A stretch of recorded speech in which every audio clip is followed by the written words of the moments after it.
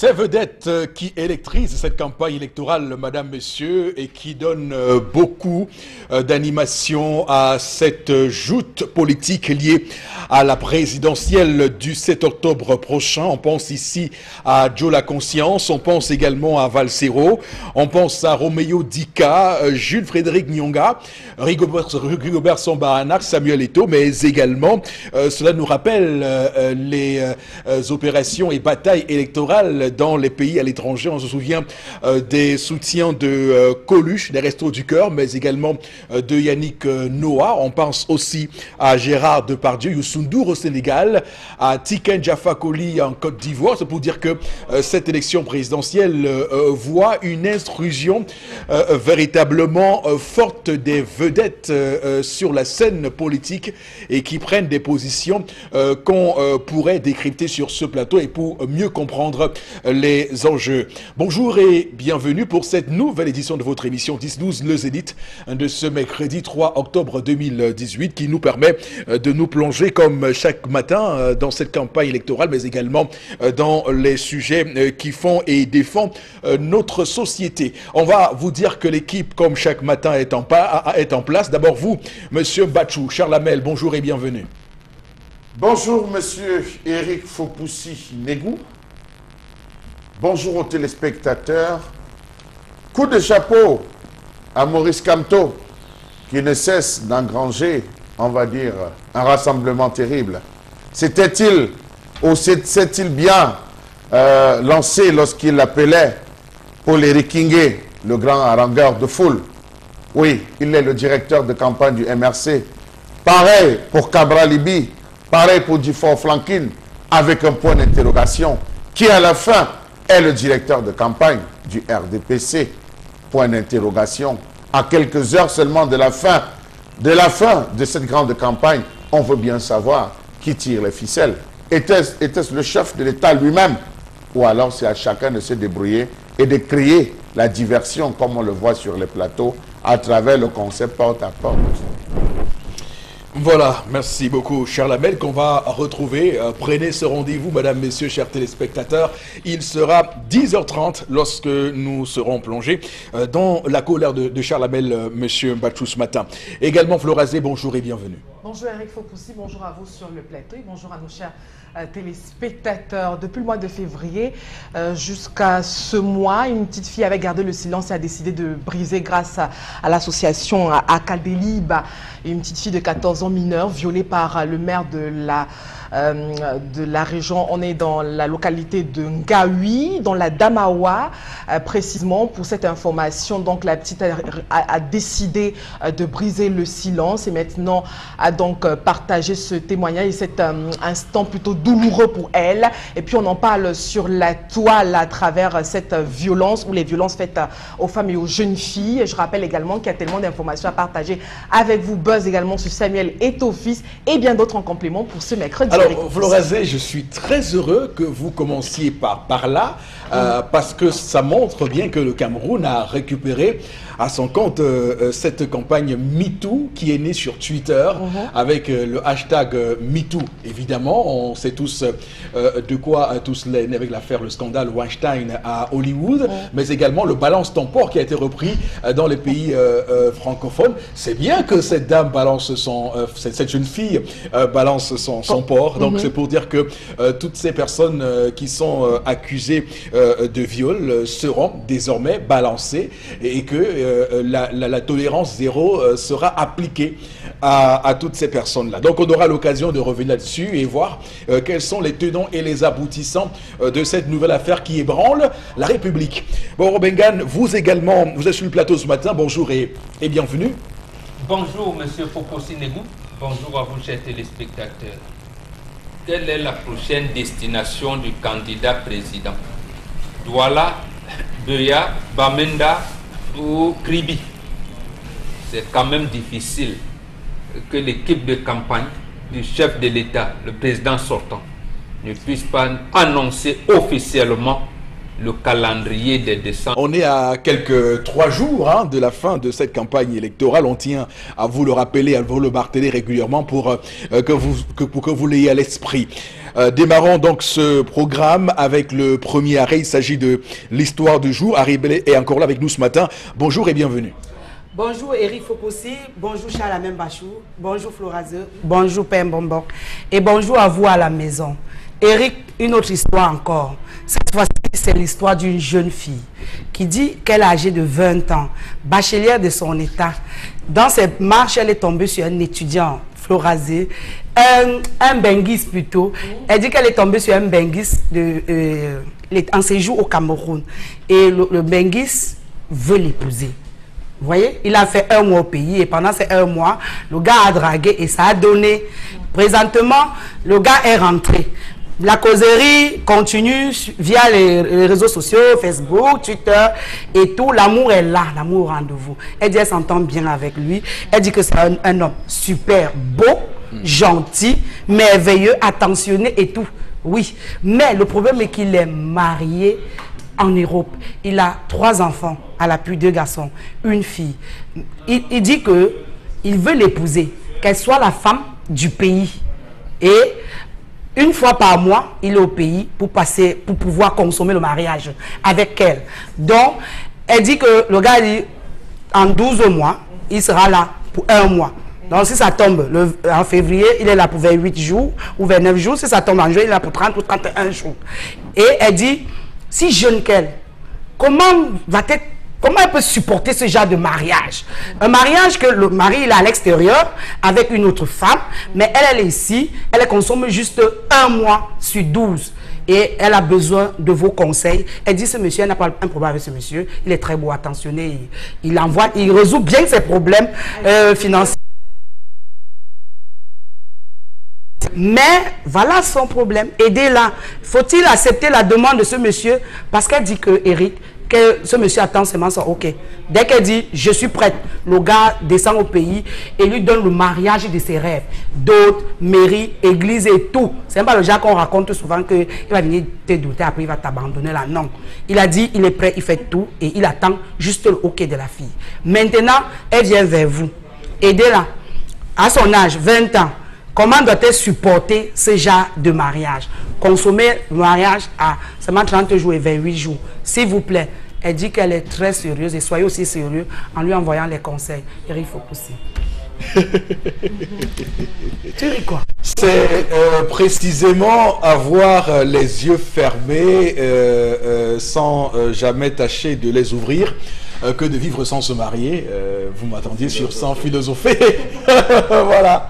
Donc la question du mariage nous préoccupe ce matin. Alors c'est clair que de nombreuses femmes qui nous écoutent ce matin doivent bien se dire que nous allons éplucher ce sujet avec, on va le dire, sur objectivité et on va entendre quelques femmes qui vont dire que cette jeune femme a voilà ce que tout le monde rêve et elle semble vouloir ne pas se rendre compte de la chance qu'elle a et c'est ça le Cameroun que nous refusons d'ailleurs. Ce Cameroun où les gens réfléchissent avec le matériel en avant, avec la fourberie en avant, parce que d'autres, il y a des femmes qui dans cette configuration se verraient très bien se faire entretenir comme ça et avoir au Cameroun un petit pompier qui viendrait éteindre le feu de temps en temps. Je prends une métaphore pour qu'on se comprenne et que ça ne choque personne et elle ne trouverait aucun problème. Mais sauf qu'on est là en face d'une femme qui a des valeurs, qui semble avoir des principes, même si on peut relativiser parce que qu'est-ce qu'elle fout avec un homme marié, mon Dieu. Voilà. C'est la question qu'on pourrait se poser. Bon, Bengan, je commence par vous. J'ai passé toute cette semaine sans commencer par vous. C'est important qu'on commence avec la force de la sagesse, cette fois-là. Pas la force d'expérience, la force de la sagesse, pour savoir de quoi il s'agit dans l'histoire de ce matin. Non, il s'agit j'allais dire, des sentiments de jeunesse. Oui. Il n'y a pas, et en plus ils sont allés jusqu'au mariage, il ne s'agit pas de mariage. Je dis, j'aime tout, en un mois, comment peut-elle savoir qu'il y a vraiment l'amour? Qu'est-ce qu'on appelle l'amour? quand on envisage être ensemble, être en couple. Oui. Et d'abord ici, ce ne sera pas en couple, ce sera en triple, parce que l'homme aura deux femmes. Enfin, la première chose, donc c'est pas de l'amour. L'autre chose à comprendre, elle ne nous dit pas si l'homme est sous le régime monogamique ou polygamique. Parce que envisager une telle hypothèse veut dire qu'ils sont courants. Et là, si elle pose le problème, on imagine que l'homme est sous le régime de la polygamie. Non, ce qui est impossible. Voilà. Puisque s'il est benguiste, ça veut dire, bon, benguiste, c'est peut-être pour elle était expliquer mariée ceux qui ici. vivent à... Voilà. Peut-être elle a une épouse ici, ils sont polygamie. Ils sont mariés sous le régime Et polygamique. ils sont allés s'installer à l'Europe ensemble. Mais si c'est son mari, voilà. Donc, pour qu'on lui donne des conseils, il faut qu'on ait ces choses-là. Cette photographie. Oui, qu'on sache. Il est marié sous quel régime matrimonial. Là, on peut lui donner des conseils. Ici, c'est comme des problèmes de jeunesse. Si c'est la monogamie, alors vous direz que... Si c'est la monogamie, qu'elle ne s'aventure pas. Ce n'est pas... Bon, je vais poser la même question, non. Elle a dit qu'elle a aussi posé la question là à son type. Que comment tu vas gérer ça, tu es polygame de ce côté. Il a dit, on ne gère pas ça, c'est une européenne, on gère ça, on ne gère pas ça là-bas. Elle va rester là-bas. Ta part, c'est ici. Contente-toi de ta part ici. Au Cameroun, c'est toi qu'on connaît. Donc, c'est ce qu'il a répondu à la fille. Voilà, ça veut donc dire que la fille, elle seule, ne peut pas résoudre le problème. On dit, là-bas, c'est une européenne, donc c'est sous le régime de la monogamie. La monogamie. Est-il en instance de divorce? Le gars dit non, je vais vous gérer tous les deux, mais toi, tu es au pays. Non, en fait, il ne s'agit pas de mariage sur le plan de votre modernité aujourd'hui. Mais sur notre plan, c'était mariage. C'était mariage. Il suffit également de dire à cette européenne, et vous voyez là, madame, j'ai une femme au pays. Mais maintenant, elle risque de vous filer 2 balles dans la tête. Malheureusement. Avant que je ne pose la question, alors il faut dire que dans le contexte, dans le cas d'espèce qui nous préoccupe ce matin, le monsieur, il est marié au régime monogamique en Europe. Ça semble être le cas. Ça veut dire que s'il se marie au Cameroun, il est passible, c'est une infraction. Absolument. Du point de vue du code pénal, c'est une bigamie. Il y a la bigamie et la polygamie. La polygamie est autorisée, mais la bigamie, non. Donc lorsqu'on contracte un autre mariage en dehors du premier, qui est un mariage monogamique, le deuxième mariage vous verse dans la bigamie, qui est là une infraction et qui peut vous mener en prison. Alors, absolument. Mais la question que on pourrait se poser, c'est que qu'est-ce qui explique, ça devient un phénomène, qu'est-ce qui explique que ces jeunes hommes qui vont le plus souvent en aventure ou chercher une vie meilleure sur le continent européen, aient tendance à revenir au Cameroun pour chercher des femmes avec qui ils vont contracter des mariages ou des relations tout court? Parce que mes filles africaines et camerounaises en particulier n'ont pas encore des idées bien élaborées en la matière. Il y en a qui vous disent le mariage n'est pas une fin en soi. Je peux vivre avec, comme j'ai mes enfants, et je vais vivre de toutes les manières, il faut que j'ai les moyens pour les élever. Il y en a qui vous disent, bon, moi je peux vivre avec un homme qui soit n'importe où, et bon, si c'est mari, je peux me contenter d'être maîtresse. Il y en a qui vous disent zéro. Moi, mariage, monogamique et tout, elles n'ont pas des idées bien élaborées. Et quand vous leur posez la question, ça va, d'accord, le mariage n'est pas une fin en soi, quel sera le statut des enfants que vous allez faire? Est-ce que vous allez faire 2, 3, 4 enfants avec le même homme ou avec des hommes différents? Oui. La discussion s'arrête. Donc c'est pour vous dire qu'en fait, elles-mêmes, celles qui parlent davantage de l'émancipation des femmes, elles sont prises comme ça au piège de n'avoir pas su lire la société comme elle est, avec ses traditions, avec ses coutumes, son déroulement. Elles pensent chacune qu'on peut avoir une idée. Quand on se trouve bloqué, on demande des conseils. Ici, il n'y a pas de conseils à donner. S'il y a un conseil à donner, c'est peut-être de dire à ma fille, non, arrête ça. Arrête ces relations qui ne va t'apporter que des ennuis. D'abord, vous ne voyez que la consommation du mariage un mois sur 12, mais il y aura pire que ça. D'accord. Il y aura pire que ça. Il y a d'autres dangers auxquels elle s'expose. Tout à fait. Qui sont liés au mariage, la vie de couple que vous n'aurez jamais, vous n'allez jamais assumer. Par exemple, le statut des enfants qu'elle pourrait avoir dans ce mariage-là. Que seront-ils? Et en plus, l'autre chose, c'est qu'elles seront dans la cachotterie. Et si cette qui est européenne le sait, quel serait le statut de l'homme qu'elle aime tant? On peut lui filer 2 balles dans la tête là-bas, ça ne rit pas. Tu l'as trompé, c'est le terme qu'on utilise en Europe. Attendez, donc c'est une aventure que j'allais dire ambiguë. Il faut laisser, il faut l'arrêter maintenant. Alors, Chalamel, est-ce que vous croyez à la sincérité du dilemme que semble vouloir nous montrer cette jeune femme? Elle est sincère quand elle dit hésiter? Monsieur Eric Fopoussi, j'ai encore en mémoire la dernière conférence qu'avait donnée Jean-Paul Sartre sur la question de la responsabilité. C'est vous qui m'aviez entraîné, sans vous rendre compte. Voilà. Et vous avez des à choses à la fin de cette conférence, un jeune l'approche et lui dit: on m'a intégré dans le corps de l'armée, j'ai envie d'aller défendre ma patrie qui est la France. Et de l'autre côté, je suis le seul fils à ma mère. J'ai envie de partir pour défendre la nation, mais de l'autre côté, je suis rattaché à l'amour que j'éprouve pour ma mère. Vraiment, vous qui êtes un grand philosophe, que me conseillez-vous? Jean-Paul Sartre, au grand étonnement de tout ça, dit: je n'ai rien à vous dire parce qu'avant de venir me voir, vous avez pris une décision et vous voulez vous rassurer que la décision que je vais le conseil que je vais vous donner va épouser la décision que vous avez. Donc, monsieur Eric Fopoussi, elle avait déjà la réponse à sa question. Oui. Elle a soulevé deux expressions qui m'amèneraient même à ne plus commenter. Le premier, c'est qu'elle dit: il est beau. Toutes les jeunes filles d'aujourd'hui, il est beau, il est mignon. Il a un plan de chocolat, Fali, pourquoi ça, voilà ce que les jeunes filles d'aujourd'hui, pour rester dans ce que c'est la rêverie. Deuxième chose, elle dit: il s'occupe de tout, il résout tous mes problèmes. Voilà 2 expressions, monsieur Eric Fopoussi. Voilà les 2 expressions qui me font déjà arrêter le débat, parce que la fille, en fait, démontre là qu'elle est démunie, qu'elle est issue d'une famille, elle n'a rien.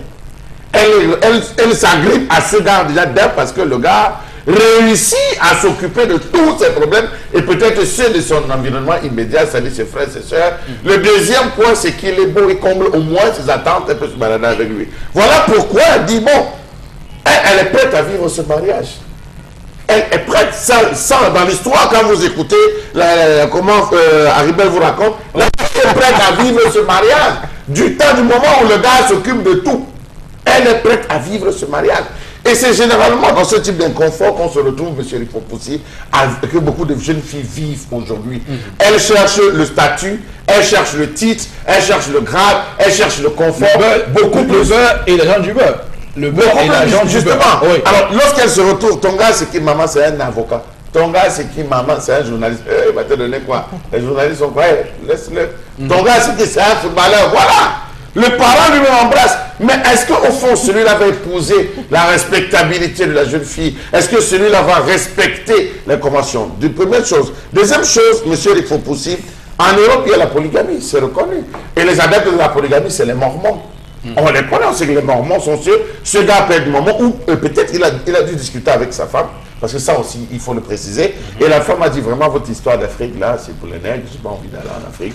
Vraiment, faisons-la, va les saluer et tout, mais moi, ma vie, il y a des gens qui ne veulent pas, des gens en Europe qui n'envisagent même pas se déplacer pour venir en Afrique. Est-ce que ce n'est pas le plan B, puisqu'on a à l'heure des plans B?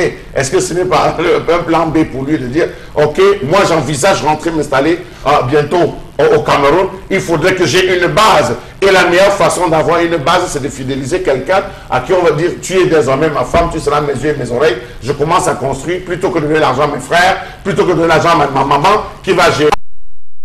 Tu es ma femme, tu vas devoir consolider nos activités parce que tu es ma femme. Donc parce qu'il y a aussi ça, ce plan que beaucoup de gars jouent. Ces gars disent que, ok, si je veux construire au Cameroun, j'ai envoyé à mon petit frère à manger, j'envoie ma mère à manger, j'envoie mon oncle à manger. Autant mieux tu prends une fille que tu vas aimer en disant que maman, c'est nos choses à deux, battons-nous.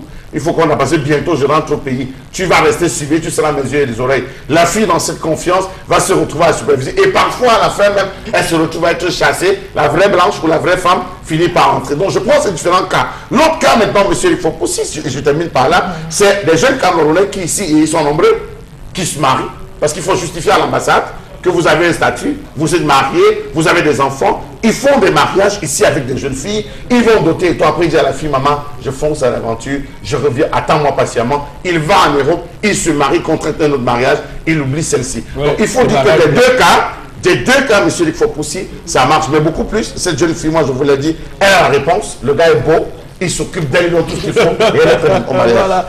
Alors, Florazé, alors, est-ce que au final, ce qui gêne cette jeune femme n'est pas la rêverie d'un certain nombre de femmes qui, lorsqu'elles rencontrent un benguiste, ont pour déboucher qu'elles vont se marier et les rejoindre en Europe. Et que dans la configuration actuelle, cette possibilité a été fermée par le discours du monsieur, qui me semble très futé quand même. Mais il vous dit, je vous épouse, mais vous restez au Cameroun. Hein. Il n'y a pas de souci.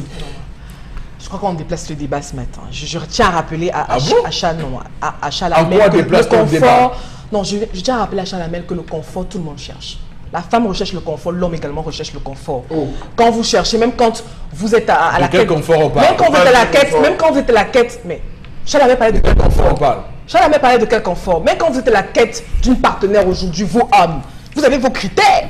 Elle doit faire ci, elle doit faire ça, elle doit être ci. Pourquoi quand la femme a ce genre de critères, on estime qu'elle est matérialiste? Non. Je reviens pour dire que Mbombok a utilisé un terme très précis. Sauf que et je suis d'accord avec lui. Pour vous qui êtes une combattante, d'ailleurs, une activiste convaincue, non, mais ce type de critères lié à que il s'occupe de moi casse votre discours. Non, attendez. L'autonomisation de la femme. Non, je l'ai toujours dit. Attention.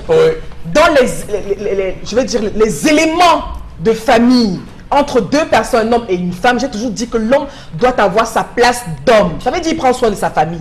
Quand je dis ça, je ne dis plus rien. Mais non, il faut aussi m'a posé une question, je réponds. Bon, moi, quand il y a un thème très précis et qui parle à la situation, moi, qui me parle, qui parle de sentiments. On a une jeune fille qui se fait qui se fait détruire par un monsieur irresponsable, un menteur, bouger autre. Non, il est menteur à quel niveau? Parce qu'en fait, je vais vous dire... Non, mais il est menteur. Je vais vous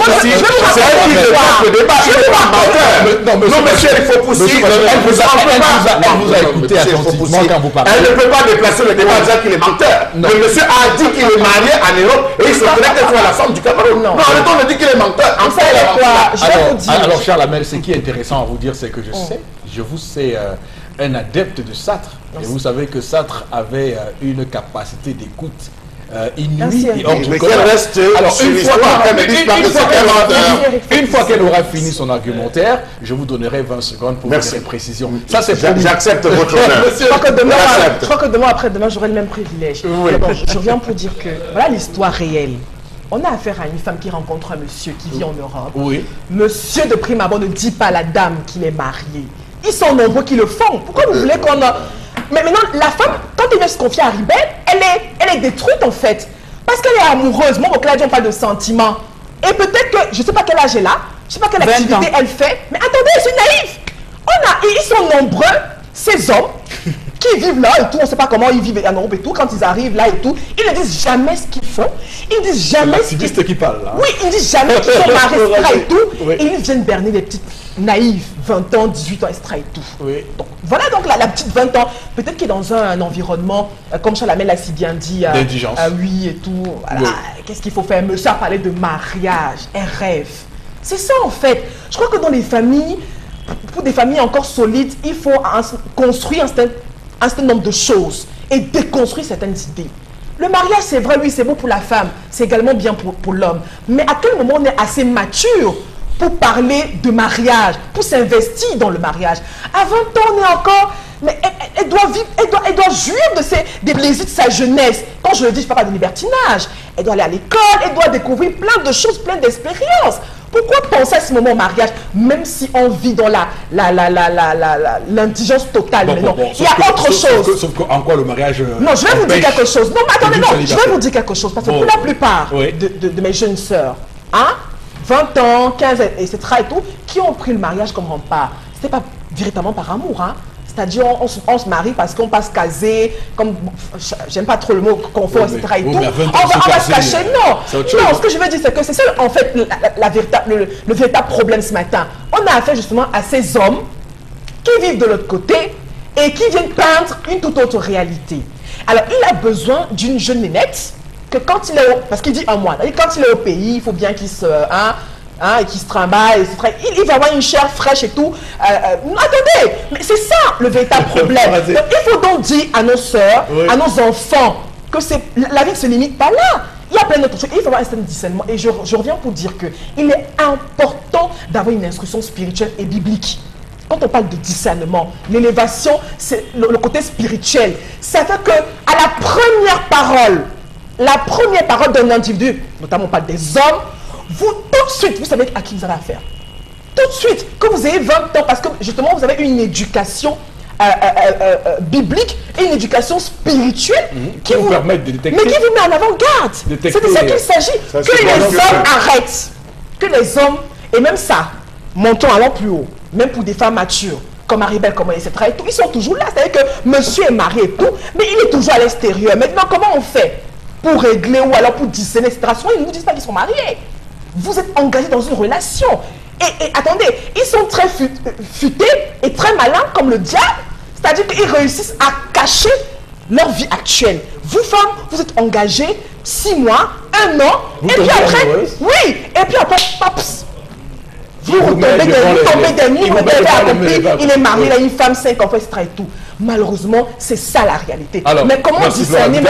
Oui, je reviens pour dire que nous devons avoir la crainte de Dieu. C'est vraiment important, ça foutu comme dans les familles, mais il faut cette base solide, surtout pour nos enfants et pour nos jeunes sœurs. La meilleure Florazé sur ce plateau ce matin, quand vous vous lancez dans vos envolées lyriques de défense de ces femmes naïves, vous ne savez pas, vous savez pas combien vous êtes exceptionnel. Alors, vous répondez, Chacha Labelle, en 30 secondes. Monsieur Eric Fopoussi, s'il y avait le discernement, c'est que le coup de fil qu'avait reçu Monseigneur Mbala, il aurait discerné à l'immédiat ce qui devait lui arriver. Non, je ne pas entrer, je réponds directement à ce que vous avez dit, parlant de votre discernement. Je vous réponds à l'immédiat, Monseigneur Mbala ne serait pas sorti. Donc, vous dire, monsieur Eric Fopoussi, je vais pour répondre. Vous avez parlé du discernement comme étant l'élément capital dans la toute première phrase prononcée. Monsieur Eric Fopoussi, je vais vous dire, les gens qui sont les plus cachotiers, les plus cachotières, c'est les femmes. On a entendu ce discours. C'est les femmes.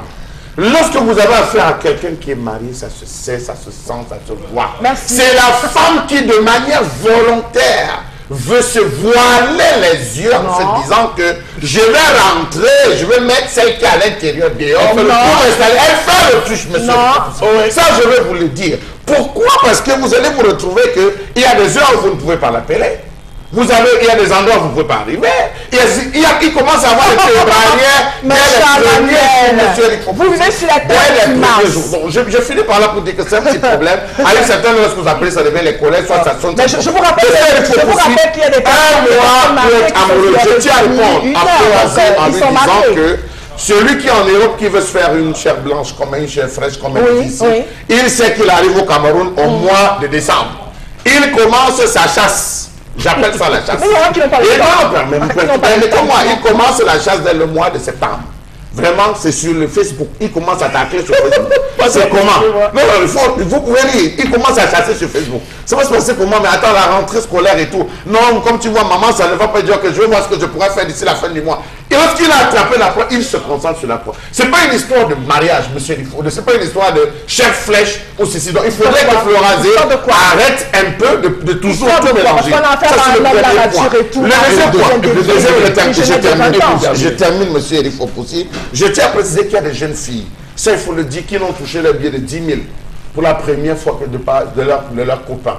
C'est-à-dire à la maison, les jeunes filles parfois se retrouvent. Nous on a connu ça à l'époque des filles qui faisaient la tontine des garnitures. Qui faisaient la tontine des garnitures à l'école. Oui, il faut le dire. On était dans l'école de jeunes filles qui faisaient la tontine des garnitures.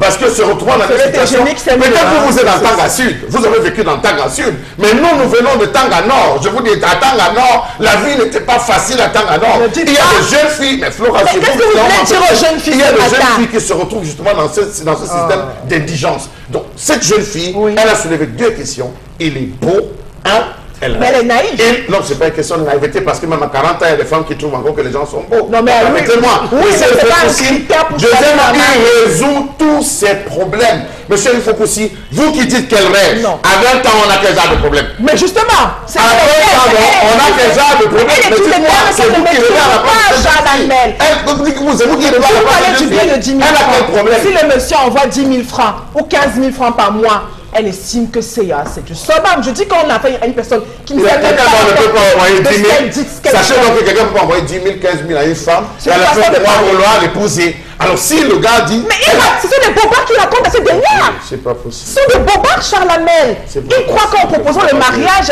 cette femme sera un acquis pour lui, quand il est au Cameroun. C'est de ça qu'il s'agit. Voilà. Merci beaucoup. Alors, c'est quand même important ce que révèle Florazé. C'est pourquoi je me suis permis de dire que c'est la meilleure Florazé quand elle réagit comme ça. Parce que je comprends qu'elle se veut ce matin la porte-parole de ces femmes qui subissent des chantages des Tout hommes à fait. par rapport à ci ou à ça. Sauf qu'elle a poussé qui n'est pas celui de l'histoire. l'histoire. Peut-être c'est pas ce qu'elle dit, mais sauf qu'elle va peut-être sûrement, parce qu'il y a des femmes ici qu'on rencontre au quotidien et qui vous disent que les hommes le plus souvent les soumettent à des pratiques sexuelles extraordinaires pour qu'elles puissent accéder à ci ou à ça. C'est pour ces femmes-là que Florazé parle, même si ça résulte d'une minorité. C'est important un homme qui donne assez d'argent à une jeune fille, qui donne assez d'argent, la fille se plie à ses exigences parce qu'elle est saturée. Ce n'est pas une influence. Ce n'est pas une influence. C'est pas que la fille. Vous avez des jeunes filles aujourd'hui, pour un peu vous avez 50 000 francs, elle est prête à vous faire des choses inimaginables. Ne pensez pas que c'est forcément l'homme qui est en train de demander de repousser le vice noir. Très bien, d'accord. En tout cas, on va voir. Alors, on va voir, Charles Hamel. Alors, Haribel, sur cette question, quel est ton point de vue? La fille a demandé un conseil, non? Je suis une femme, je suis une mère. Ma chérie, ma petite soeur, n'accepte jamais. Les 1 mois qu'il dit qu'il va venir faire au pays là, quand il va arriver, il va dire je vais aller saluer l'oncle qui est à Angola Mendoka. Je vais aller saluer la tante qui a. Tu n'auras que 2 jours. Imagine qu'il vient, il te bombarde un enfant, il part.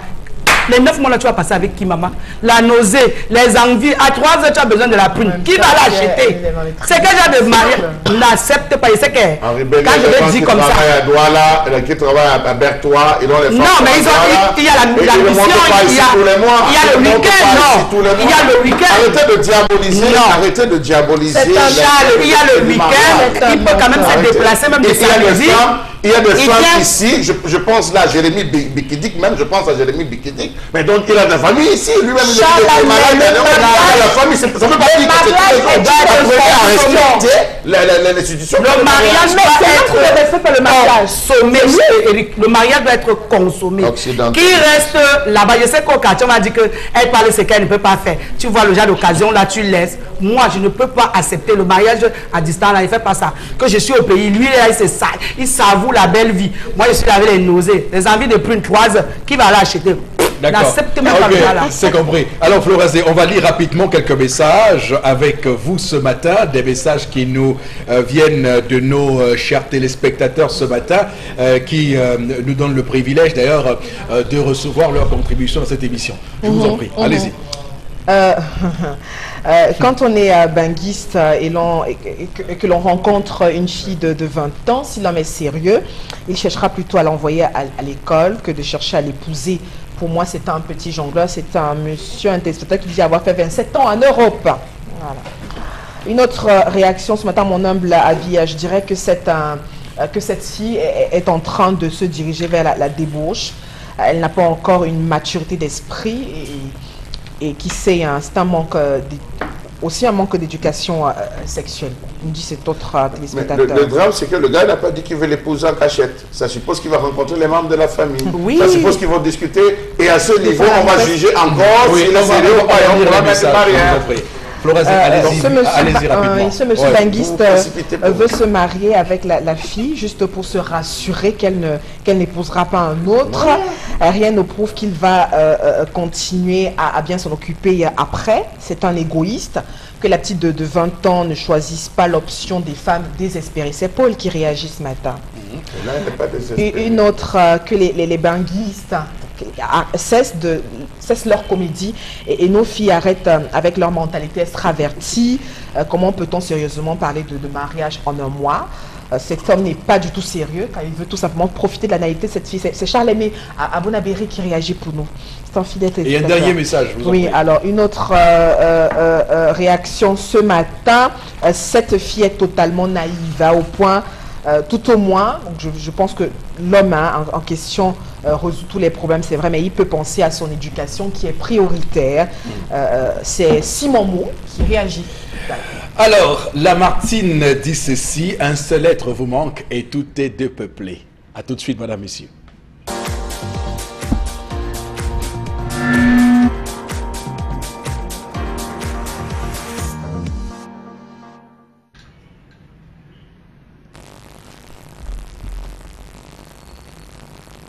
Je m'interroge ce jour sur la question des dons présidentiels dans ce pays. Je m'interroge sur l'extrême magnanimité exceptionnelle du chef de l'État face, entre guillemets, à ses créatures. Comment reconnaître les dons provenant du chef de l'État, les dons des caisses noires de la présidence de la République ou ceux provenant du trésor public? Le chef de l'État camerounais est un homme généreux, il faut le reconnaître. Il est très généreux et je lui tiens un coup de chapeau pour cela. L'homme qui débloque toutes les situations, quel que soit le temps, l'heure, la seconde, dans tous les cas lorsqu'elles se posent. L'homme qui a réussi à surprendre tout le monde. 500 millions pour les sinistrés d'Haïti, 160 millions pour les fonds de guerre, 100 millions de francs CFA octroyés en 2012 pour soulager les populations victimes d'inondations dues aux violentes pluies à Doumé dans le département du Oignon, 40 millions de francs CFA pour Gabriel et Billy en 2017, l'homme qui avait sauvé entre guillemets que l'on ne prenne la CRTV à l'époque, avait-on dit. 75 milliards de francs CFA pour des ordinateurs chinois à 500 000 étudiants camerounais, 4 milliards de francs CFA pour l'achat de céréales et autres produits de première nécessité dans l'extrême nord, 100 millions pour les sinistrés à l'Est, 1,9 milliard de francs CFA pour les victimes de Boko Haram, 1 milliard de francs CFA pour les sinistrés des écarts, 100 millions de francs CFA pour les lions indomptables lors de la CAN Gabon, 120 millions aux agriculteurs de la laitier pour booster la production, une bourse d'une valeur de 50 000 francs CFA pour les étudiants ayant une moyenne supérieure à 12 sur 20 et dont le comportement est exemplaire. 48 millions de francs CFA environ pour l'évacuation sanitaire de Rigobert. 56 millions de francs CFA à la Côte d'Ivoire de Ouattara. 277 millions aux élèves victimes de Boko Haram dans l'extrême nord. Et oui, un don présidentiel de 8500 valises aux pèlerins du Hajj 2018. Qu'est-ce qu'il est généreux, notre président. Oui, monsieur le président, vous êtes généreux. Pour la campagne, vous avez fait des bics, des stylos, des pagnes, des sacs à dos, tout. Vous êtes généreux. Vous pensez à vos populations. Autant de sommes, disais-je, débloquées par le chef de l'État à titre humanitaire. À côté de ces dons du chef de l'État, nous avons les comptes dits comptes 902, comptes d'affectation spéciaux, hors budget dont la gestion obscure dépasse la Chambre des comptes du Cameroun. 1 milliard de francs CFA, comme fonds d'affectation spéciale pour les artistes musiciens. Fonds de soutien aux victimes des catastrophes et calamités naturelles, 2 milliards de francs CFA. Compte d'affectation spéciale pour la régularisation des marchés publics, 8 milliards de francs CFA. Compte d'affectation spéciale pour la modernisation de la recherche dans les universités d'État, 9 milliards 600 millions. Compte d'affectation spéciale pour le soutien à l'activité touristique, 1 milliard de francs CFA. Compte d'affectation spéciale pour le financement des projets de développement durable en matière d'eau, 500 millions de francs CFA. Compte d'affectation spéciale pour le développement des télécommunications, 10 milliards de francs CFA. Compte spécial d'affectation, ou compte d'affectation spéciale pour le développement du secteur postal, 200 millions de francs CFA. Compte d'affectation spéciale pour la production des documents sécurisés des transports, 3 milliards 500 millions. Fonds sémencier, 1 milliard. Fonds de développement du secteur forestier, 2 milliards. Redevance d'usage de la route, 55 milliards. redevances payées par les organismes portuaires autonomes à l'autorité portuaire nationale, 1,5 milliard. Vigoureusement médiatisés, les actes de générosité publique du couple présidentiel camerounais, désormais présentés tous les deux aux yeux du monde entier comme des champions de l'humanitaire, tirent leur essence dans des fonds dont les acquisitions apparaissent assez controversées. Comment comprendre à ce jour le fait selon lequel on met généralement sur l'affaire du président de la République une multiplicité d'actes de générosité publique personnelle qui très souvent s'élèvent à des milliards de francs CFA, sans que l'on explique au petit peuple que nous sommes comment le chef de l'État a pu obtenir autant d'argent à titre personnel au point de le redistribuer publiquement quand l'occasion se présente. D'où provient tout cet argent que lui, le chef de l'État, a l'habitude d'envoyer généreusement à titre personnel, aussi bien aux victimes des inondations dans la région de l'extrême nord, avec tout ce qu'il y a comme publicité médiatique retentissante. Que dire alors du don des véhicules au gouverneur, préfet des départements et les sous-préfets, dont l'on serait tenté de l'inscrire dans une logique d'un agenda électoraliste.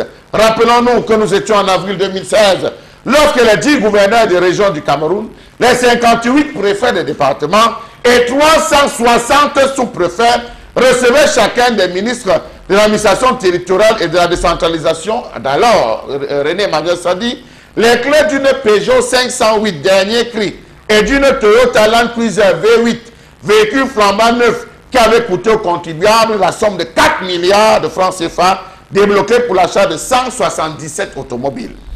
Devons-nous oublier les fonds alloués au gouverneur, préfet et sous-préfet à quelques heures de la campagne présidentielle 2018, même si, entre guillemets, on a mis cela sur le compte du MINAT.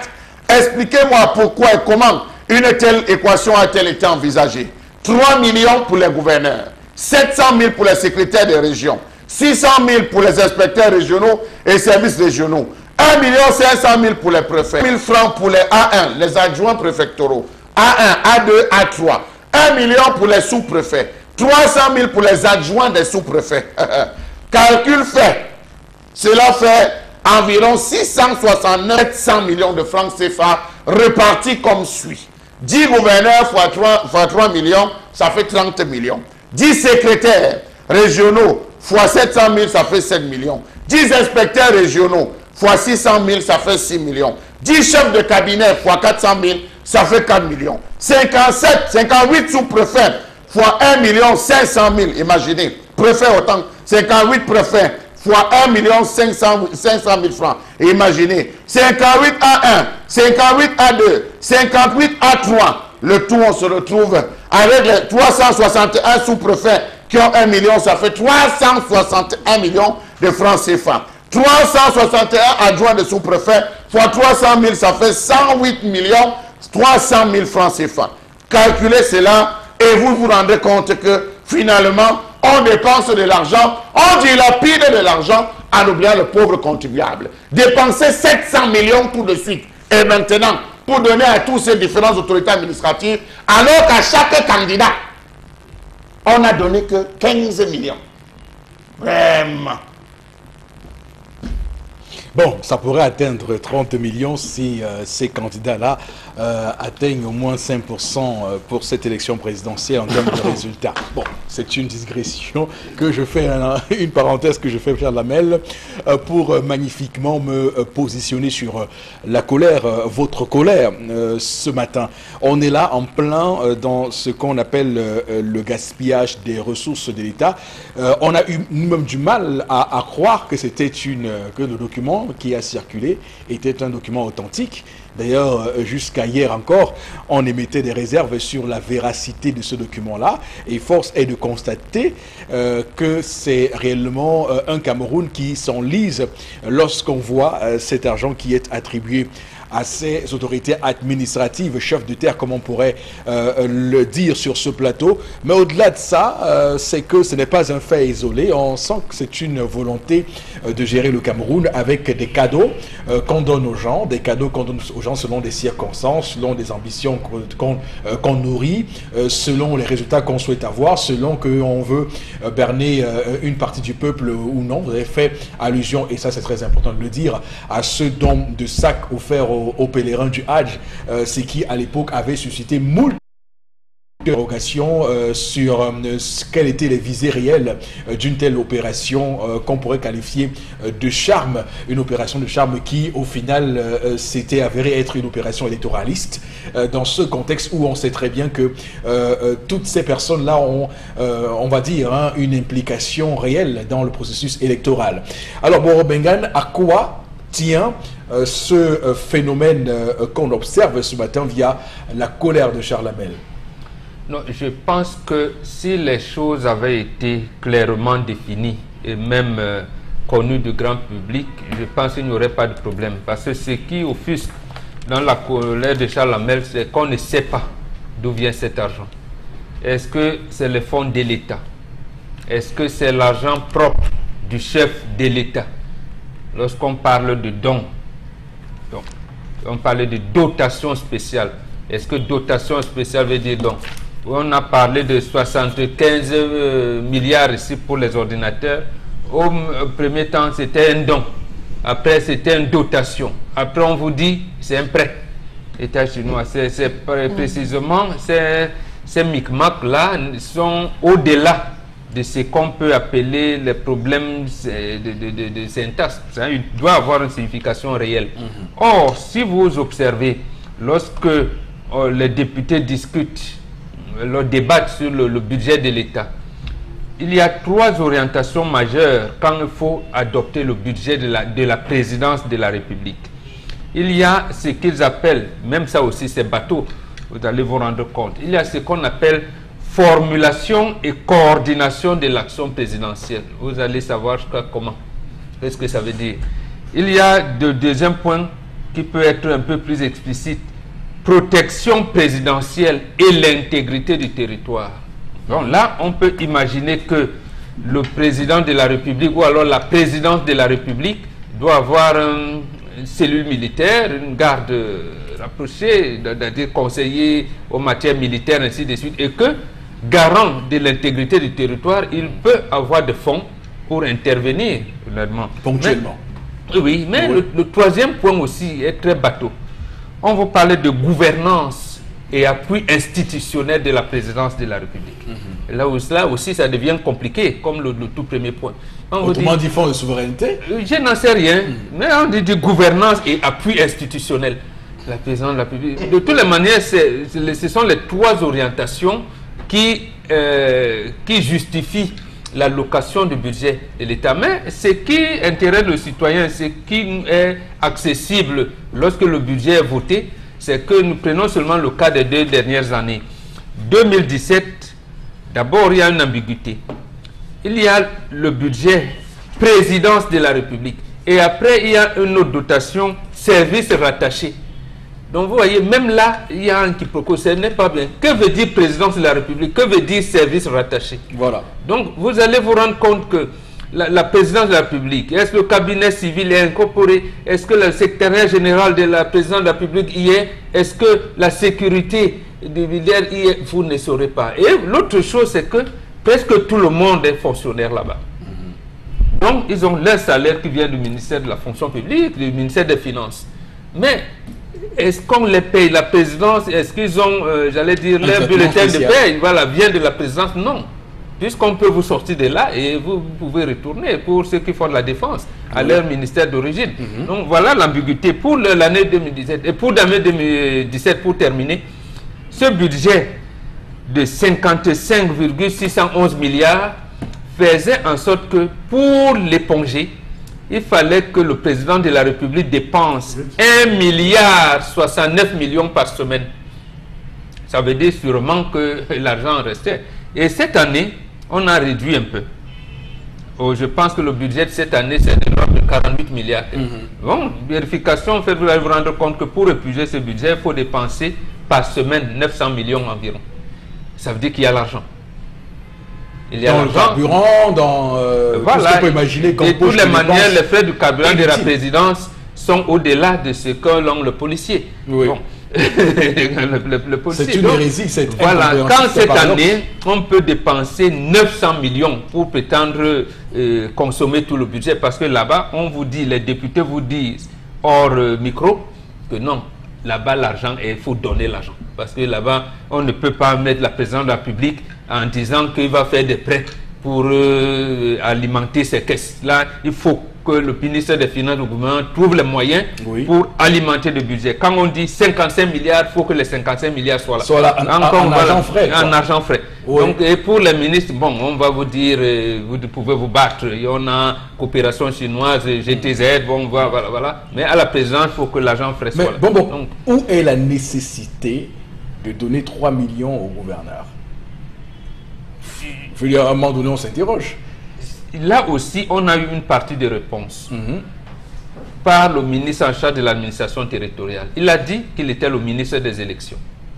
Ça, c'était au lendemain du 25 mars, date des élections sénatoriales au Cameroun. Absolument. Oui. Ça veut donc dire que ces démembrements, ces collaborateurs qui sont impliqués dans les élections doivent avoir les moyens de se déployer.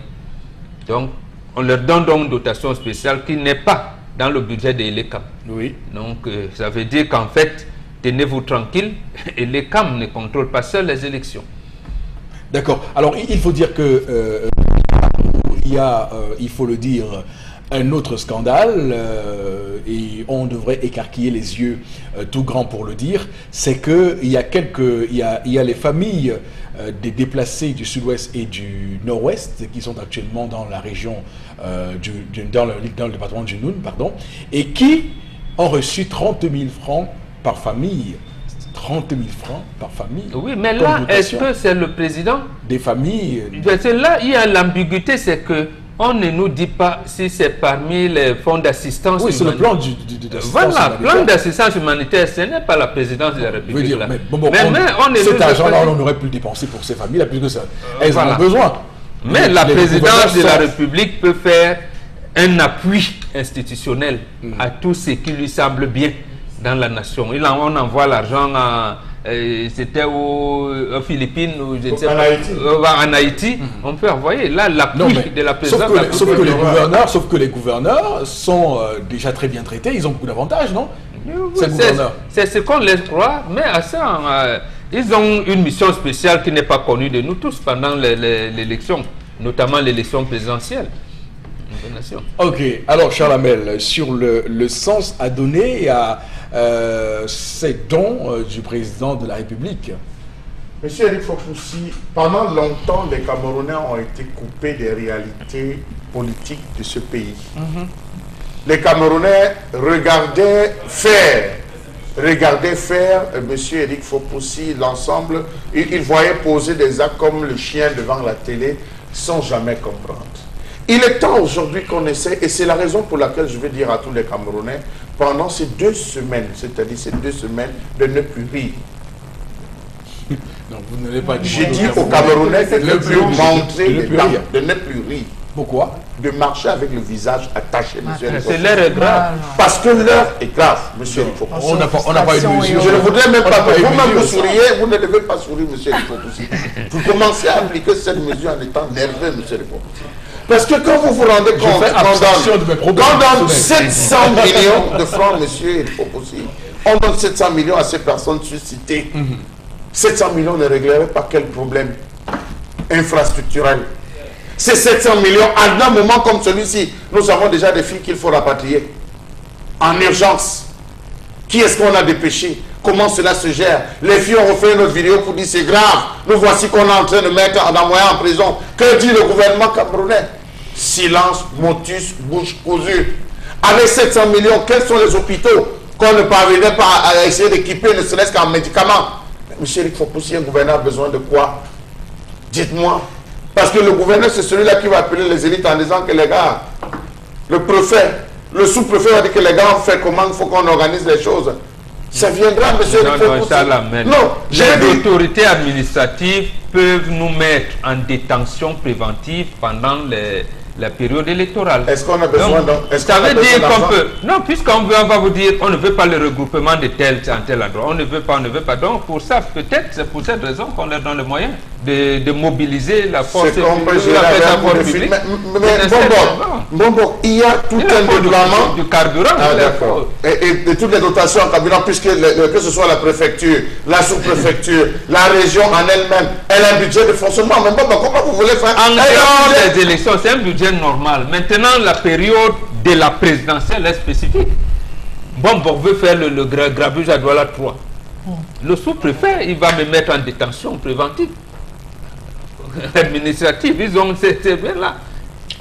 En tout cas, la puissance publique doit pouvoir. Et pendant la présidentielle, pendant cette période. Voilà, on estime seulement, et je vous comprends, que c'est exagéré parce qu'il y a des problèmes de fond qu'on n'a pas voulu résoudre. Voilà, et on vient comme si on veut mater. On a donné des véhicules dont l'entretien même est encore en train de déplacer ses propres différentes autorités administratives. Oui, regardez la consommation en termes de carburant, regardez la maintenance des véhicules. Mais monsieur, il faut poser cet ensemble que les Camerounais sachent qu'on dépense de l'argent. Quand on parle de réduction du train de vie, était-ce une forme de réduction du train de vie, monsieur Rifo-Poussi, en dépensant 700 millions de francs comme ça gratuitement, monsieur Rifo-Poussi? D'accord. Alors, Florazé.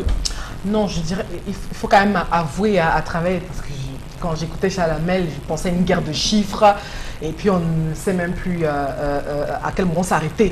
Tant on a l'impression que notre trésor a tellement d'argent, et puis quand on regarde autour de nous, quand on parle de dons, on parle également d'œuvres sociales, et on a l'impression que le débat est déplacé depuis plusieurs années déjà, parce que quand on regarde autour de nous, et le manque d'infrastructures dans pratiquement tous les domaines, et puis on se demande pourquoi à un moment donné on va chercher de l'argent ailleurs. Et pourtant, on a des ressources qu'on peut très bien fructifier et autres. Bon, je peux bien comprendre le courroux de Chalamel. Parce que là où on parle, il y a des retraités, par exemple, dans ces ministères qui ne reçoivent pas encore avoir leur pension. On dit qu'il n'y a pas d'argent. Mais il faut faire attention. Mais pourtant, quand on écoute, on a des chiffres encore et encore. Et on se pose des questions, il parle de la crise anglophone, etc. et tout. À travers la mobilisation qui a été faite autour de cette crise. Où est passé l'argent? Voici les cartes nationales d'identité. Voici les cartes nationales d'identité. Ceux qui ont fait le cas national d'identité en janvier n'ont pas encore pu récupérer. C'est vrai. Vous allez à la lettre M. Je dis ceux qui ont fait en novembre, janvier n'ont pas encore obtenu la carte nationale d'identité. On dépense de dépôts d'argent. On va terminer avec Haribel. On va terminer avec Haribel.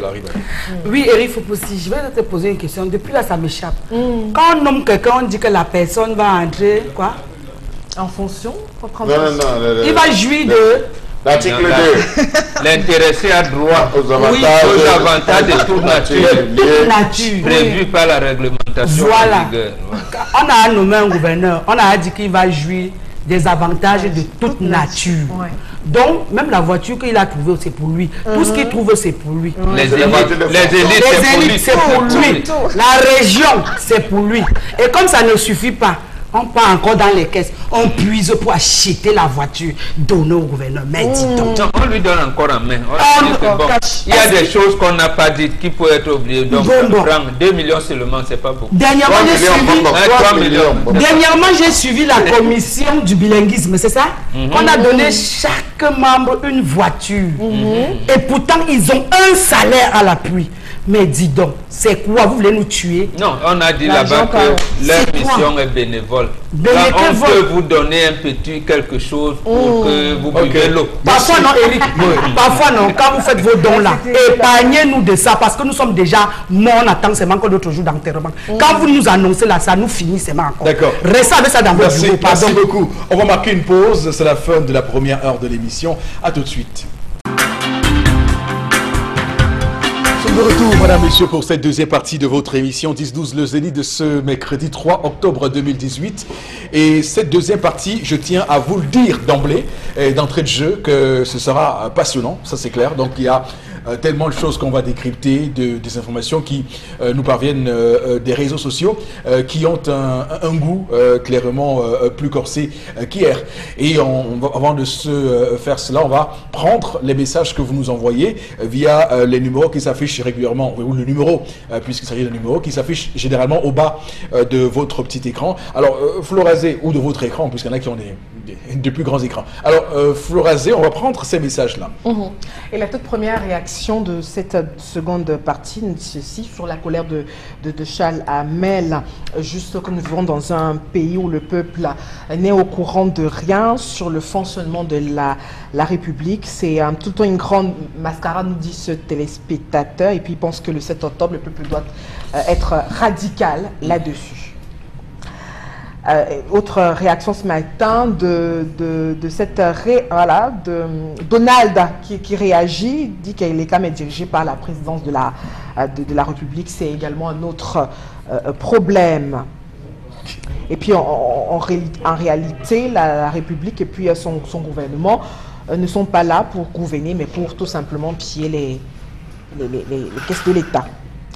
Une autre réaction, le Cameroun appartient à ceux qui nous gouvernent, l'on le sait depuis fort longtemps. La preuve nous est donc démontrée ce matin. En dehors de cette, les gouvernants sont en dehors pour la réélection de leurs bienfaiteurs. D'accord. Soit disant, voilà. C'est Bertrand Amadou qui réagit. Quand même avoir des camarades. Est-ce que l'article 20 nouveau des statuts du RDPC fait des gouverneurs de province qui sont militants du RDPC délégués au Congrès? Mais de tous les militants, de tous les congrès qui sont passés, le dernier a eu lieu en 2011, tous les gouverneurs étaient délégués. Voilà. C'est vrai qu'on a nommé certains après. Il n'y a pas encore eu de congrès. On verra. Une autre précision ce matin d'un téléspectateur par rapport à la colère de Charles Hamel qui dit pourtant les retraités du ministère de la Santé n'ont pas leur pension depuis longtemps. C'est pas du tout normal que le gouvernement en place utilise donc de l'argent du contribuable pour battre campagne. Et puis voilà, pourquoi partager cet argent au nom du chef de l'État? S'interroge notre cher ami ce matin. Une autre réaction, l'administration du Cameroun est dotée d'un trésor extrêmement riche. La provenance de cet argent, dit-on, est présidentielle. On y prend également de ressources financières liées aux Camerounais au lieu de dépenser cet argent pour faire des cadeaux et puis ne pas justifier par la suite et occasionner des fuites budgétaires. Donc, il pourrait développer le pays pour mettre sa jeunesse à l'abri du besoin. C'est Charles Mwanga qui réagit à PK8. D'accord, ok, Florazé, on arrête là. Hein. On ne va pas non plus, on va pas s'éterniser sur les messages. On va prendre avec vous, on reste avec vous, Florazé, pour prendre la revue des réseaux sociaux.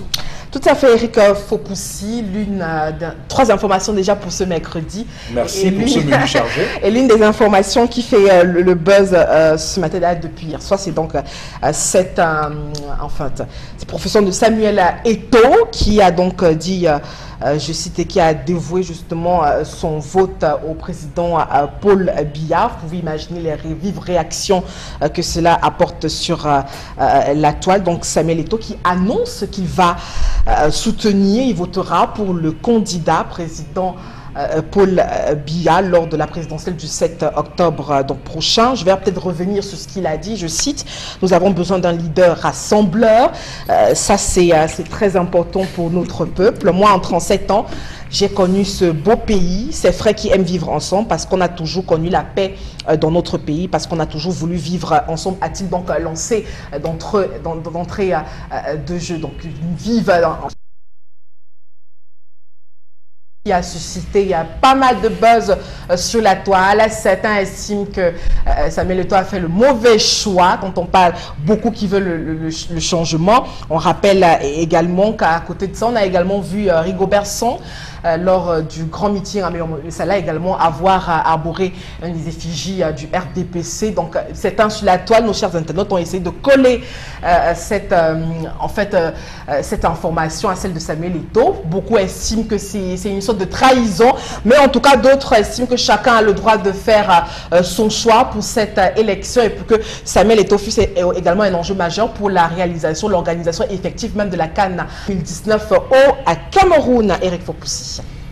Alors, d'entrée de jeu, une fois de plus, on va dire que sur cette émission, nous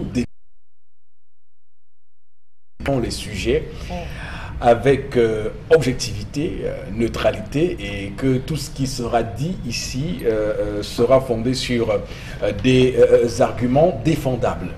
Pour dire que Samuel Eto'o, là, a fait un choix, c'est un citoyen camerounais comme tout autre.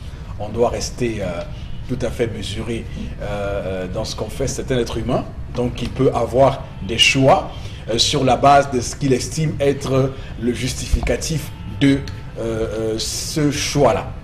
Il faut qu'on soit d'accord. Et puis, Samuel Eto'o est habitué à rencontrer les grands présidents de ce monde. Vous avez sa proximité avec Vladimir Poutine, vous savez sa proximité avec Recep Tayyip Erdogan de la Turquie, vous savez qu'il a, lorsqu'il parle d'un président, il sait de quoi il parle, donc c'est quelqu'un qui a une légitimité pour vous dire si un tel ou un autre a les capacités ou non de gérer le pays.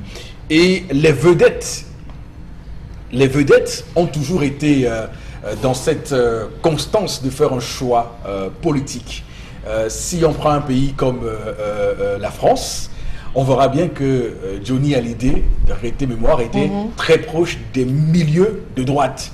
Si on prend celui qui a été à un moment donné la personnalité française la préférée, est M. Noyanik, qui a toujours été proche de la gauche du PS. Par exemple. Donc c'est pour dire que les icônes qui prennent des choix politiques, ça ne date pas de maintenant. Donc il faut qu'on se comprenne.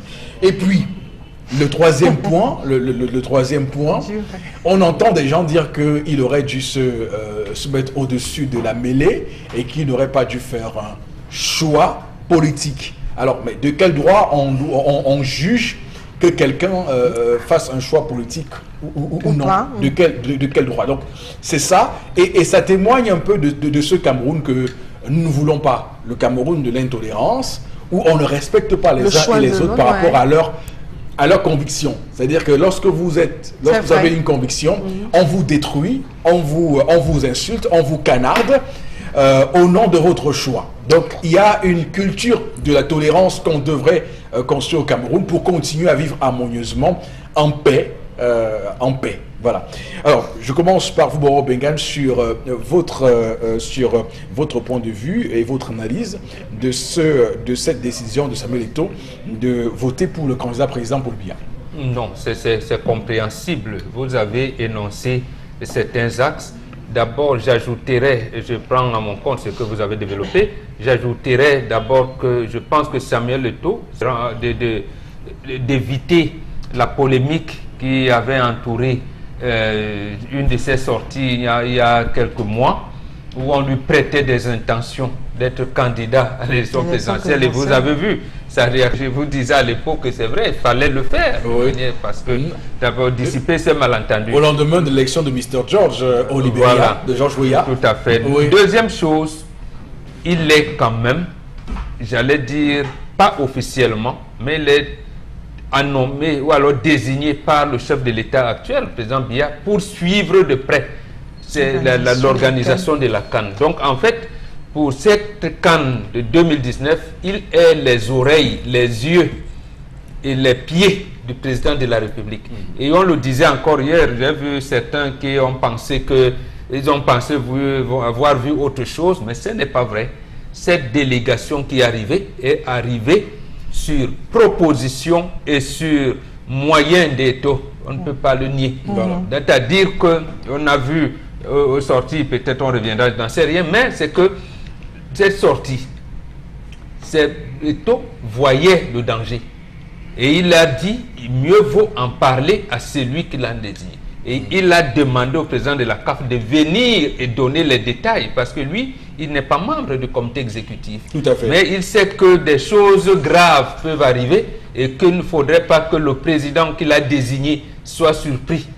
Il faudrait qu'il soit au même niveau d'information que lui, Eto'o. Maintenant, je comprends son choix, mais sauf que là où lui et moi on n'est pas d'accord, ce n'est pas lui Eto'o en fait, mais c'est le président de la République. Eto'o a une double nationalité. On ne peut pas le nier. Bon. On me dira que Joseph Charles Ndoumba aussi, Roger Mila également, et même la mère de Baganté. Bon, pourquoi que le président Biya enlève alors, ou alors cette loi de 68 Il fait la double nationalité qui L'article 31, est devenu, voilà, justement. caduque, qui annule donc ça immédiatement, purement et simplement. Oui. Voilà, et là, ça pourra donner aux autres, comme Eto, qui ont des doubles nationalités, de venir, j'allais même débattre campagne pour lui ou pour d'autres. Ça veut dire que si lui a des Eto, les Sombahana, c'est qu'il y a une bonne chose. Les autres, les Franklin Dufort, les Cabral, les Maurice Kamto, pourraient aussi avoir d'autres qui sont de la diaspora double nationalité, venir battre campagne pour eux. Et là, ça va, ce sera un ancrage de la démocratie. Maintenant, je termine encore par le président de la République. Pour citer... Bon, il n'y est pour rien, c'est toi choisi de le soutenir. Si. Et pour dire à lui et à Anna de conscience. Oui, oui, non, je ne condamne pas son choix. Mais je dis seulement des choses telles qu'elles se posent. Je ne sais pas qu'il a une double nationalité. S'il veut être président de la FECAFOOT demain, vous allez voir. C'est le même gars qui va dire, il va bien faire quoi ici. Il va le lui dire. D'abord, ce n'est pas un Camerounais, il vient faire quoi? Non, je vous dis, c'est qui est on l'a dit pour Didier Yango, qui a eu animé des concerts. Il a été invité à la présidence au moins à 2 reprises. Oui. Mais là, on ne savait pas qu'il était américain. Quand il veut être président d'une association de droits d'auteur, tu es américain, tu n'es pas ici. Voilà. L'autre chose, je termine par là. Ce sont les propos de Zinedine Zidane, l'ami de Samuel Eto'o. Lorsque Zinedine Zidane vient de remporter la Coupe européenne avec le Real de Madrid, il a dit ceci: quand on s'accroche à un poste, c'est qu'on a échoué de faire ce qu'on devait faire. Et c'est par la tricherie qu'on veut exister. Quand on a réussi de grandes choses, on est fier de partir. Voilà comment il vient de remporter le trophée avec Real de Madrid. Il dit, et j'arrête. Voilà. Alors, mais bon, Bengan, et ça, je vous reconnais la force de votre sagesse. Hein, vous avez brillamment déroulé votre analyse sur cette question précise, sans égratigner Samuel Eto'o. Bravo, vraiment, je suis. Vous avez réussi à dire que c'est pas ça qui va conforter la bonne posture du président Paul Biya par rapport à ce qu'il propose aux Camerounais pour les 7 prochaines années, tout en ne pas égratignant Samuel Eto'o. Ça, c'est un exercice d'artiste et d'orfèvre, on va le dire. Alors, Charles Amel Bachou, quel est votre décryptage à vous? Alors, monsieur Eric Fopoussi, je vous ai entendu faire une très belle déclamation en entame de vos propos. Je vous pose une question, vous voterez pour qui? Non, mais c'est un journaliste. Alors, Charles Abel, je vous répondrai. Pas forcément comme je vous répondre. Alors, je ne vous ai pas posé la question. Je posais la question, ne défendez pas, monsieur Fopoussi, s'il vous plaît. Non, laissez-moi. Merci, monsieur Eric Fopoussi. Vous êtes dans un embarras. Non, je dis, vous êtes dans l'embarras. Je suis dans un métier, oui, je suis dans un métier qui exige une déontologie et l'éthique. Monsieur Eric Fopoussi, vous êtes dans l'embarras, c'est ce que je voulais. Non, il n'est pas dans l'embarras. Il est dans une posture où il ne lui est pas permis de donner. Voilà, la charte de Munich sur la déontologie du métier m'interdit ça. Vous voyez donc le regard de tous les Camerounais. Voilà. Mais il faut possible. Laissez-moi votre affaire de déontologie. Pas qu'à suffisance, vous avez parlé de la déontologie. La déontologie s'applique quand vous voulez avoir un poste et elle ne s'applique plus lorsque vous voulez soutenir. Je reviens sur ça. Je vais surfer sur cette vague, monsieur le Fopoussi. Donc, justement, j'attendais que vous sortez que la déontologie journalistique vous aide et vous êtes tombé. Donc, je voulais vous dire, monsieur le Fopoussi, que c'est ça. Voilà ce que les Camerounais vivent. Pour les Camerounais, Eto'o ne devait pas ouvrir sa bouche. Parce que cette histoire se passe dans l'une. C'est dans l'une et vous êtes seul dans l'isoloir. Flora, vraiment, laissez-moi arrêter de chercher à sauter sur moi. Je dis, ça c'est ce que les Camerounais pensent. Je ne dis pas moi, je dis ce que les Camerounais pensent. Parce que lorsque vous essayez de regarder, vous de parcourir la toile, les propos à l'endroit d'Eto'o sont des plus que grossiers. Allez lire, vous allez vous rendre compte de ce qu'on dit à l'endroit de Samuel Eto'o fils. Je ne sais pas si à un moment donné, Samuel Eto'o fils a dit un jour qu'il devait faire la politique. Si un jour même il a été politique, si un jour même il a pris position par rapport à une sorte d'action politique, parce que ça part de là aussi, monsieur il faut pousser. Il a toujours été éloigné de toutes les questions politiques. Il a tenté de faire une sortie, et c'était, je ne sais pas s'il a déjà avec l'affaire le tour qu'il devait faire en zone anglophone. Vous avez vu la réaction des Camerounais, comment les Camerounais réagissent sur cette affaire, sur la toile un peu partout. Il a levé le pied. Vous avez bien vu, il a relevé le pied. Chalamel, pour qu'on se comprenne bien, vous refusez aux sportifs le droit de faire un choix politique, parce qu'on le voit ailleurs, David Douillet en France, Laura Flessel a été tout récemment ministre des Sports en France. Est-ce que vous refusez Il y a un vous écoutement, l'océan dernier, Roland Garros. Est-ce que vous avoir des choix politiques? Il faut pousser la rubrique, ça s'appelle rubrique des réseaux sociaux. Oui. C'est ce que les gens disent, c'est pas moi. Ne me faites pas dire ce que je pense. Les gens disent, je suis en train de commenter par rapport à ce qui a été dit sur la toile. C'est pas les arguments de Charles Armel là, non. C'est que je pense, et il est pour moi, et je ne peux pas le dire. C'est ce qui est dit sur la toile. Donc je suis en train de dire que vous avez vu, il a levé le pied. On avait annoncé Eto'o, il avait discuté avec Nalo Valionga et tout. Tout le monde savait qu'il devait faire le tour après. Puis stop. Alors les gens se sont dit, voilà Eto'o qui écoute. Voilà Eto'o qui écoute quand même les aspirations. À gauche et à droite, on aurait voulu qu'il se prononce sur certains sujets. Et là, il fait une sortie, M. Eric Fopoussi. Et cette sortie, il dit, je vais. Alors, chacun a une façon, un prisme sur lequel il voit Samuel Eto'o. Ce n'est pas le même prisme. Un prisme sur lequel on vous voit, vous, M. Fopoussi, sur lequel on me voit, moi, Charles Armel, parce que lorsque je suis dans la rue, c'est des femmes qui me disent, continue d'aller nous insulter à Equinox, continue à nous dire que la femme fait. Chacun a un prisme sur lequel il voit chacun d'entre nous. Donc, voilà les gens qui expriment, donc, sur le prisme sur lequel il voit Samuel Eto'o en disant, mais Samuel Eto'o, tu n'aurais pas dû te retrouver là. Continue à nous faire de beaux matchs, continue à nous donner de bons résultats, continue à te faire apprécier aux yeux du monde entier. Mais cette affaire, il faut la laisser, nous on est en train de se battre. Donc voilà un peu le prisme sur lequel les gens sont en train de voir une action comme celle-là. Sauf que la personnalité de Samuel Eto'o a toujours divisé.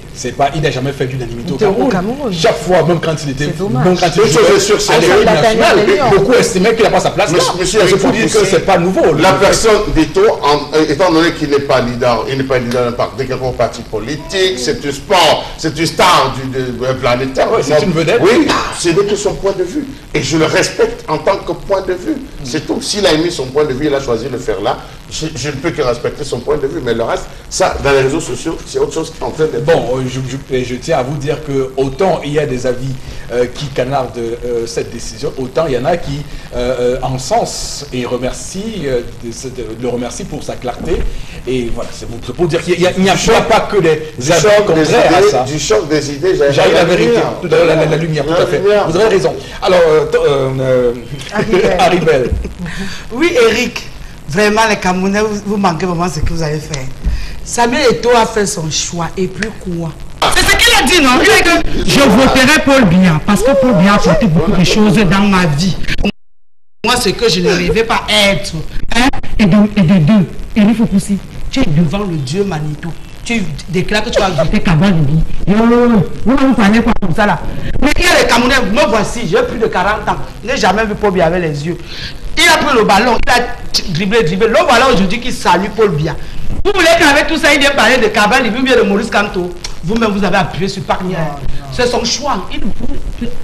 Il est dans l'isoloir là, il va choisir son choix. Est-ce que l'occasion s'y prêtait? D'accord. Alors, Florence, allez-y, votre point de vue. Non, je suis totalement d'accord avec tout ce que vous avez dit en tout début, Eric Fopoussi. Oui. Il faut que les Camerounais arrêtent. Chacun est libre d'opérer, de faire le choix politique qui va avec ses convictions, ses idéologies. Maintenant, moi, je viens pour dire que Samuel Eto'o est un enjeu très important, peut-être positif pour cette CAN. Moi, je veux qu'elle s'organise au Cameroun. Maintenant, si par ricochet, il propose son choix, il n'est pas bête, propose son choix en Mondiovision au monde entier, au Camerounais, c'est parce qu'il veut passer un certain message. Et certaines personnes l'ont compris. Maintenant, à d'autres qui ne sont pas peut-être du même bord, que de prendre sur eux et d'accepter ce choix. Il y a tellement de choix, on parle du monde showbiz, d'artistes. Il y a tellement d'artistes. On a Valsero qui est MRC. On a plein d'autres artistes qui ont fait leur choix. On a eu également, voilà, on a eu Mathématiques qui s'est abonné aux couleurs effigies du RDP, etc. Et tout. Donc, il y a des choix. Chaque Camerounais doit accepter son choix. Maintenant, la mobilisation de chaque représentant, de chaque candidat, on est sur le terrain, on bat campagne, etc. et tout. C'est dans l'isoloir, comme Haribel l'a si bien dit. Mobilisez vos forces, que vous soyez du RDPC, du MRC, du Parti Univers, c'est à chacun d'unifier et de mobiliser ses forces pour le scrutin prochain. Surtout, je me permets, vous avez dit quelque chose de très important, la tolérance. Voilà. Je me rappelle encore, je ne sais plus en quelle année, Barcelone jouait contre Lyon. Et tout le monde sait que Eto'o fils et Makoun, c'est des amis, des frères. Voilà. Makoun décide que Eto'o ne marque pas à Lyon. Et Eto'o n'a pas marqué.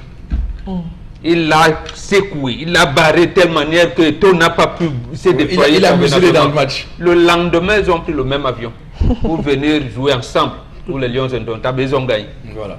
Donc voilà, c'est un jeu. Parce qu'il a exprimé son point de vue, que d'autres, l'ancien capitaine a exprimé, leur coach, Jules Nyonga, a exprimé un point de vue d'autre. Si demain Jules Nyonga les rappelle, l'ancien gloire venir, ils vont te dire non, comme toi tu as demandé à voter tel, tu as voté Genou, non, ce n'est pas possible. Voilà. Donc il faut qu'on s'accepte comme ça. Et je rappelle que l'arène politique au Cameroun semble vraiment très intolérante.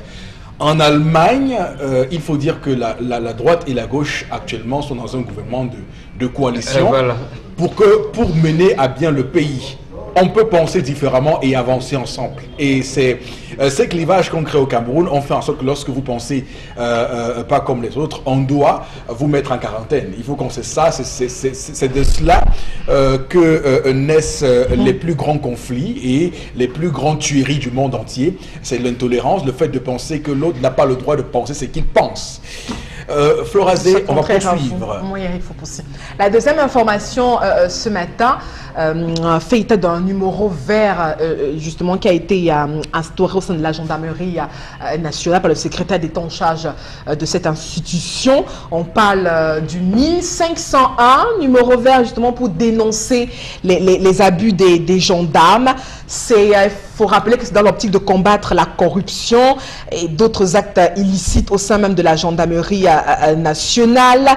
Donc le numéro vert en fait va permettre aux populations victimes d'actes de corruption de dénoncer tout gendarme se livrant aux mauvaises pratiques et que nous décrions oui, souvent sur ce plateau à travers la colère de Charles Lamel. Donc le 1501 et puis sur l'atoll on s'interroge, est-ce que justement ce numéro est-ce que c'est également une porte de sortie pour la corruption et d'autres actes illicites au sein de la gendarmerie. Donc on rappelle également que ce numéro va venir à réajuster certains comportements de certains citoyens au sein même de la gendarmerie. Donc voilà encore une autre résolution. On se rappelle que les téléphones portables et autres étaient même interdits d'usage par les gendarmes au cœur même de leur formation et autres. Voilà encore une autre sortie peut-être qui va conforter les citoyens camerounais quand on parle de lutte contre la corruption et d'autres actes illicites sur nos routes en lien avec les gendarmes Eric Foposi. Ça, ce sont les internautes qui le disent. Alors, bon, quelle peut être la pertinence d'une telle mesure?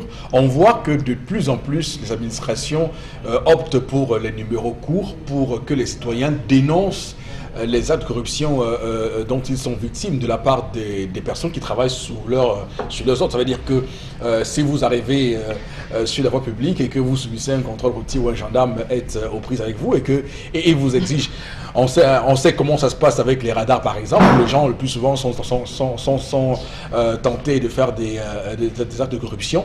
Vous pouvez dénoncer. Est-ce que c'est efficace? Ça marche?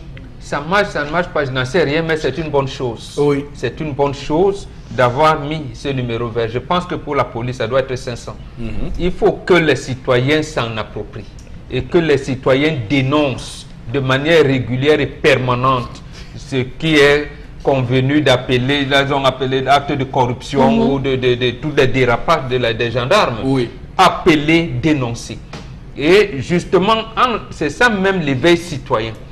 Là, on dit quoi? La paire du gendarme et le commencement de la sagesse. Ouais, le commencement de la sagesse. Oui. Est-ce qu'à un moment, le gendarme était devenu, comme j'allais dire, le complice des bandits?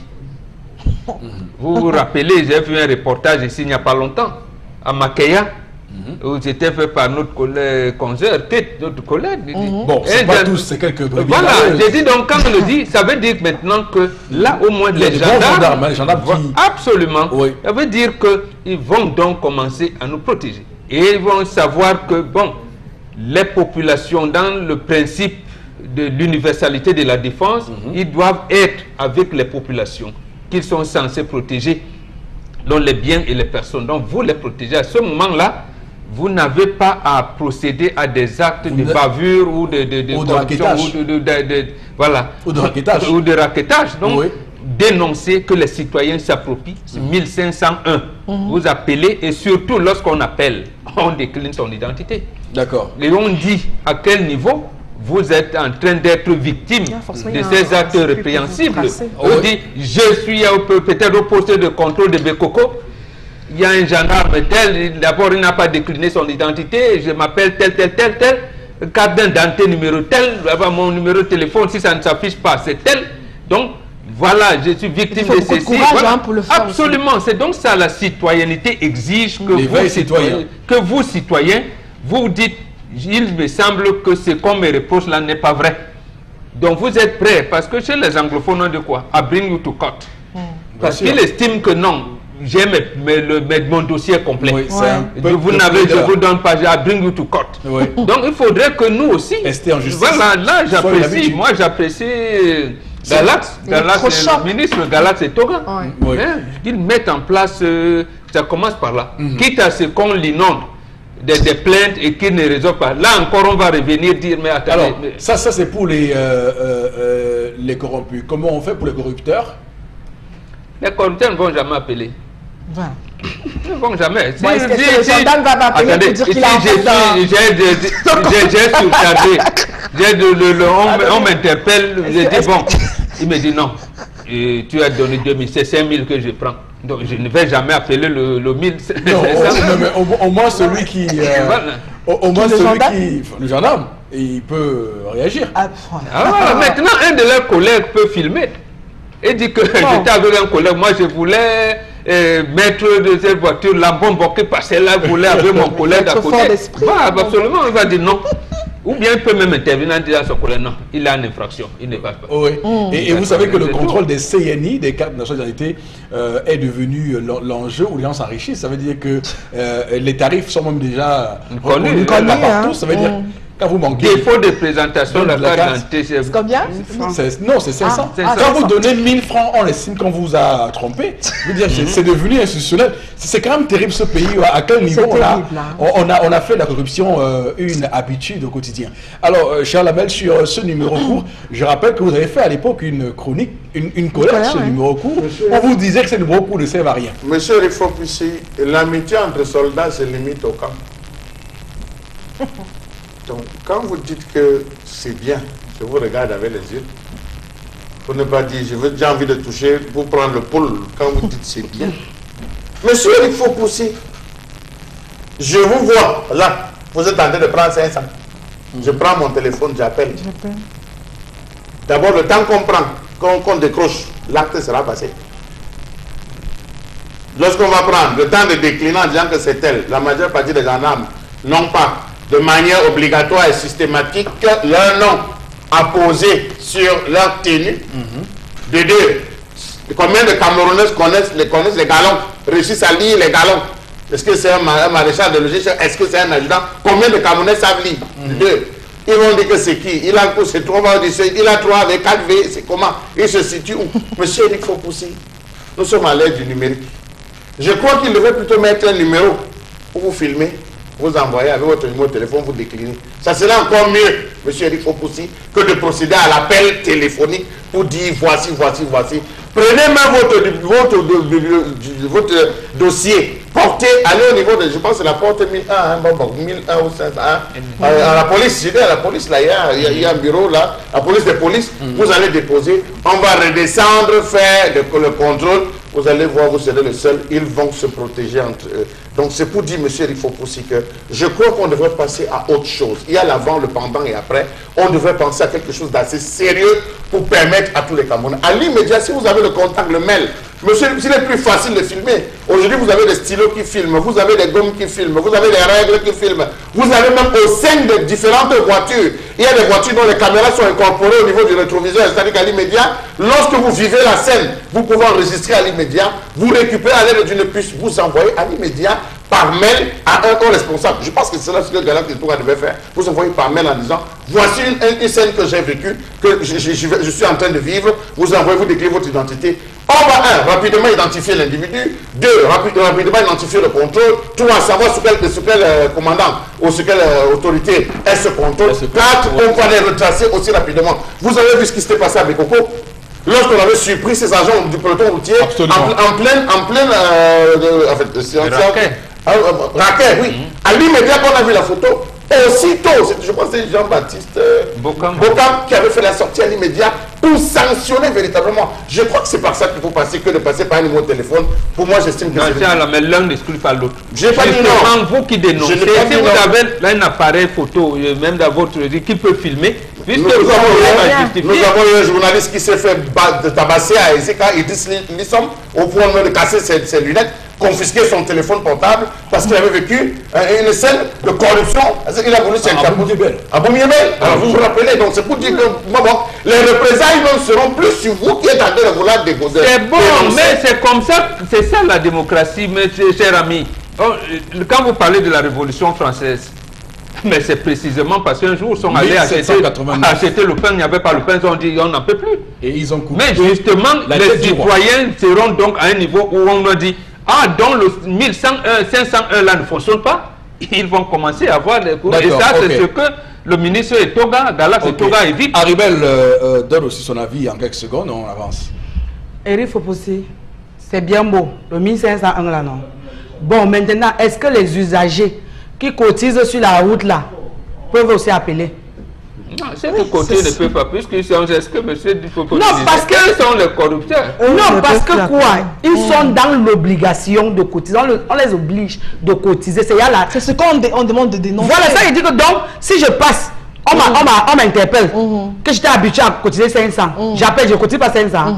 Et le temps qu'on va venir alors... Non, je n'ai pas dit voilà, des choses. Les voitures qui font aider à Douala, ou Yaoundé, je ne sais pas, essai. C'est les clandons.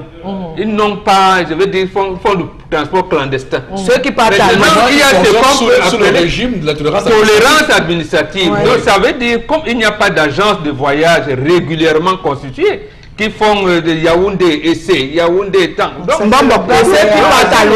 ils sont tous en infraction. Voilà, ils sont tous en infraction. Et bon, quand vous donnez les vous voyez bien quand je vous ai dit qu'il y a l'avant, le pendant et l'après. Ici, ça, c'est pas la gendarmerie. C'est le cadre général de la. Là, ça va intégrer le ministère des Transports. Elle est en train de poser un problème sérieux. Mais c'est oui, vous venez de poser, lorsqu'on vous interpelle. Vous êtes en règle, on prend d'abord le truc, on met dans la poche. On prend le temps. On dit que monsieur, j'ai la tontine, on m'attend. Donne tes 500. Ils ne prennent plus le temps de fouiller. Donc, si tu prends maintenant appeler. On ne peut pas dire qu'il en règle. Et les cas de voyage, bon. Là, ils sont en règle. Et là, quand ils sont en infraction, on peut donc le frapper. Et comme ils ont été habitués à cotiser, ils font comment? Non, ces gens-là, ils sont très... Ah, dès qu'ils le motopop a donné 500. En règle, ils peuvent vous trouver des raisons les plus fallacieuses pour vous faire payer. Ils te paient le temps là-bas, ils paient le temps à des clients. J'ai assisté à une scène au niveau de Barré, où on a interpellé le chauffeur du bus dans lequel j'étais. Il est descendu. C'est un jeune, un jeune, en fait, comment on les appelle, un jeune motard. Donc on venait à peine, permettez que je parle trivialement pour que les gens comprennent, un jeune motard qu'on venait d'affecter. Le gars arrive, il appelle le gars, il lui dit non, vous avez un défaut de ci, vous avez un défaut de ça. Pensez à aller rectifier le voyage, parce que la prochaine fois que vous partez, je vais vous frapper, je vais vous sanctionner sévèrement. Vous pouvez partir. C'est le chauffeur qui se dit que gars, tu es arrivé quand? Tu viens d'arriver ici, gars. Parce qu'il venait avec ça déjà plié dans la main, le dossier, pour donner. Le gars lui parle, il se tourne, il se dit qu'il vient d'arriver. Moi, jusqu'où le corrupteur intériorisé l'action. Monsieur le Foposi. Donc, c'est-à-dire, on ne peut pas directement vous verbaliser en vous disant, voilà, vous avez attention, allez directement rectifier, vous avez un pot de fer cassé, vous avez un souci avec vos gens. Juste vous sensibiliser en disant, allez parler, la personne descend directement avec. Donc, l'intention même pour tout conducteur, c'est que dès qu'on fait je dois avoir une main dehors. On dit que pour le motoboy descend. Pour le motoboy descend en courant. Donc, le policier pour les gendarmes peut dire je ne veux pas Mais c'est le chauffeur qui viendra foncer la même pour dire on va dire à ce moment, le gendarme ne prendra plus. En tout cas, on va dire que le nouveau set est dans sa logique. Monsieur Galax, Landry Galax Etoga, qui, comme vous le savez, nous venait du ministère des Relations extérieures, comme quoi ça peut faire du bien lorsqu'on vient de tel ministère et lorsqu'on prend les commandes de la gendarmerie nationale. Surtout lorsqu'on est jeune. Lorsqu'on est jeune. 42 ans. 42 ans. Alors, Florazio, on termine. Oui, Eric, il faut pousser avec cette information dans la région on est dans la Damawa, avec ce scandale qui met donc au cœur le maire de Ngaoui. On est dans le département du Mbéré, donc Monsieur Labi Abdourani, qui aurait donc violé une petite mineure de 14 ans. Je rappelle que la sortie forte a été faite par l'association Académie, qui s'occupe justement du droit de l'homme, du bien-être des populations. Donc la famille a donc décidé de sortir du silence et l'affaire est portée devant les tribunaux. Donc on rappelle que à l'heure où on parle, donc le maire en question nie tous les faits, mais la vérité, donc la jeune fille qui s'est donc exprimée donc au cours d'une rencontre, elle a, enfin selon les dires et témoignages recueillis sur la toile, donc elle aurait été droguée par une somme de 5 000 francs, etc. et tout. Donc bref, donc l'affaire par le maire, donc l'affaire qu'il aurait drogué avec une substance, et justement déjà la part a été faite avec la somme de 5 000 francs CFA. Je rappelle que c'est une mineure de 14 ans. Donc la famille maintenant est au tribunal avec l'association Académia, donc daigné de porter cette affaire aux tribunaux pour permettre justement qu'il y ait un éclaircissement, une lumière sur cette affaire. Donc on n'est plus en sécurité, Eric Fopoussi, donc des abus faits par certains au commis de l'État, justement, et des jeunes filles qui restent encore toutes naïves, dans la peur et la frustration, etc. et tout, dans plein d'autres déclarations, et peut-être qui pourraient également être mis à nu à travers cette réaction. Je rappelle que la jeune fille a été violée au mois de mars, donc c'est aujourd'hui que l'affaire rejaillit sur les réseaux sociaux pour que justice soit faite à travers cette information. Alors, Florazé, avant toute chose, il faut dire que ce monsieur bénéficie et jouit de la présomption d'innocence. Et donc, il est pour l'instant présumé violeur jusqu'à ce que la justice établisse sa responsabilité dans la commission de ce délit, puisque le viol est un délit. Je pense que c'est un délit ou un crime. Je vais réviser mes cours de droit. Alors, sur cette question. Non, moi, là où j'aurais une autre approche que votre approche du droit positif. Oui. L'affaire s'est passée en mars. Est-ce que les preuves sont conservées jusqu'à aujourd'hui pour aller en justice et prouver que c'est lui ou c'est pas lui, et que la jeune fille a été montée, a été manipulée par la famille parce que on n'en sait rien. Parce que vous, lorsque vous êtes dans vos juridictions, tout le monde jure sur la Bible ou sur le Coran qu'il va dire la vérité, et c'est là où le mensonge commence. Donc personne ne se rend compte que personne ne dit la vérité. En tout cas, le parjure est condamné. Oui, mais condamné, oui, mais le procès va durer 6 ans. On ne saura jamais. Nous, dans la justice traditionnelle, on n'attend pas longtemps. On n'attend pas. Bien là, on fait des choses. Monsieur, vous dites que vous n'avez pas traversé le chasse-mouche. Non, voilà, et là, on sait, la fille, vous dites bien que c'est lui traversé aussi. Ok, merci beaucoup. Alors, merci Florazé pour ces informations. La revue des réseaux sociaux. On va passer tout de suite, madame, monsieur, à interpellation de ce mercredi matin.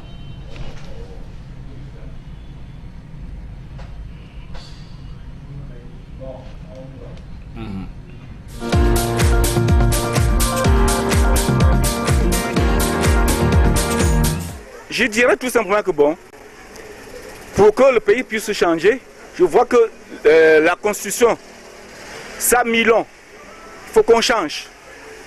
Il faut qu'il y ait encore une nouvelle Constitution pour le pays. Et pour que le pays change, il faut que les vieux qui ont mis de long, avec les fils qui ont leur diplôme et qui manquent où aller et qui ont le droit de gagner, de les remplacer, qui puissent laisser place aux jeunes pour qu'ils puissent aussi réagir sur les postes qu'on leur offre aussi pour le moment. Nous voici 35 ans, Nous avions les bacheliers à la maison, nous avons les masters à la maison, il manque où aller. Est-ce que c'est bon? Est-ce que c'est bon pour notre jeunesse d'aujourd'hui?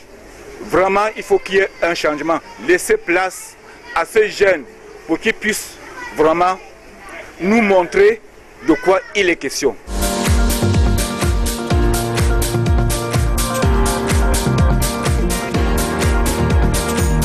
Alors, il faut dire que la caméra a le plus souvent le don d'intimider nos compatriotes. Hein. Donc, on peut avoir une idée en tête, mais on n'arrive pas à l'exprimer si on n'est pas habitué à s'exprimer devant une caméra. Alors, bon, Bengan, le besoin de changement, de transmission à la nouvelle génération, c'est un compatriote qui n'est pas lui-même, qui n'est plus jeune, mais qui nous dit.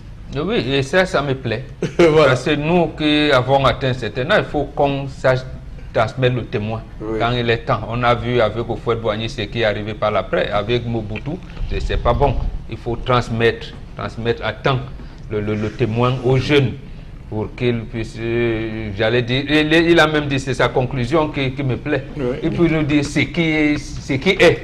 Oui. Voilà, parce que c'est eux qui s'y connaissent. Comment vous pouvez me dire que les actuels membres du Conseil économique et social puissent conseiller le président de la République sur le dérèglement climatique?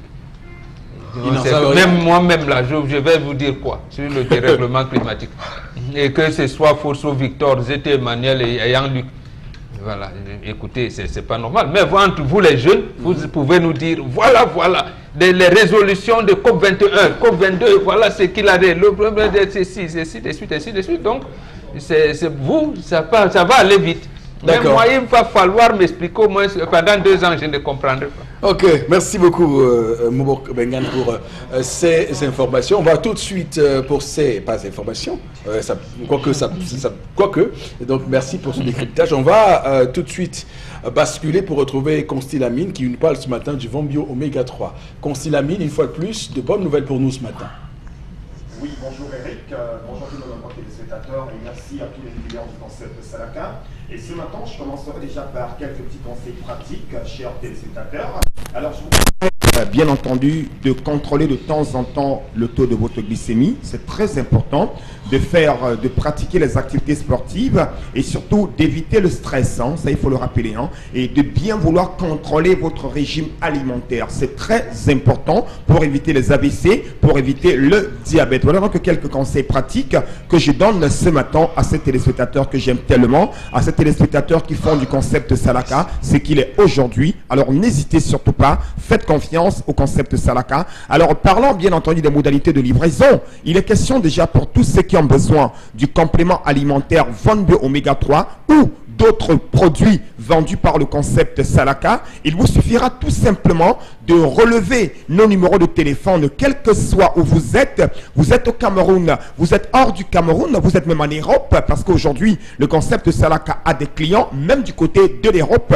Passez vos commandes, appelez tout simplement, nous vous donnerons les modalités de livraison et je rappelle que c'est sans protocole, c'est sans cérémonie parce que nous travaillons sur la base de la confiance et cette confiance, elle devrait être partagée entre les téléspectateurs d'Equinox Télévision et le concept Salaka. Voilà donc pour ce qui est des modalités de livraison pour le compte bien sûr de cette belle journée commerciale. Alors place à l'instant à la représentation, je préfère le dire hein, parce que l'abondance ne nuit pas, la représentation de votre complément alimentaire, le Vombio Oméga 3. Il vient des laboratoires Cedorex aux États-Unis d'Amérique. C'est un complément alimentaire pas comme les autres. Il permet de réduire les complications du diabète, de prévenir les AVC, de réguler le taux de cholestérol dans le sang, de favoriser la guérison des inflammations, de rendre de plus en plus souples nos articulations. Et ceux qui ont des problèmes de rhumatisme, c'est une solution pas comme les autres. Ah ben oui, c'est prouvé parce que de plus en plus, nous recevons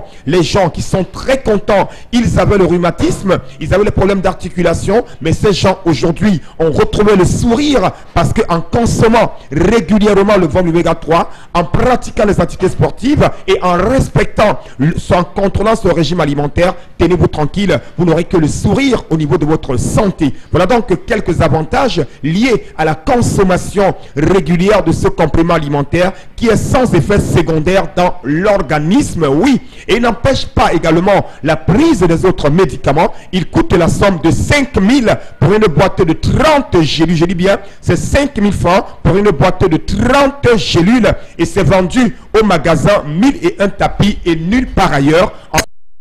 Du palais d'Ika à l'entrée de la rue Mermoz.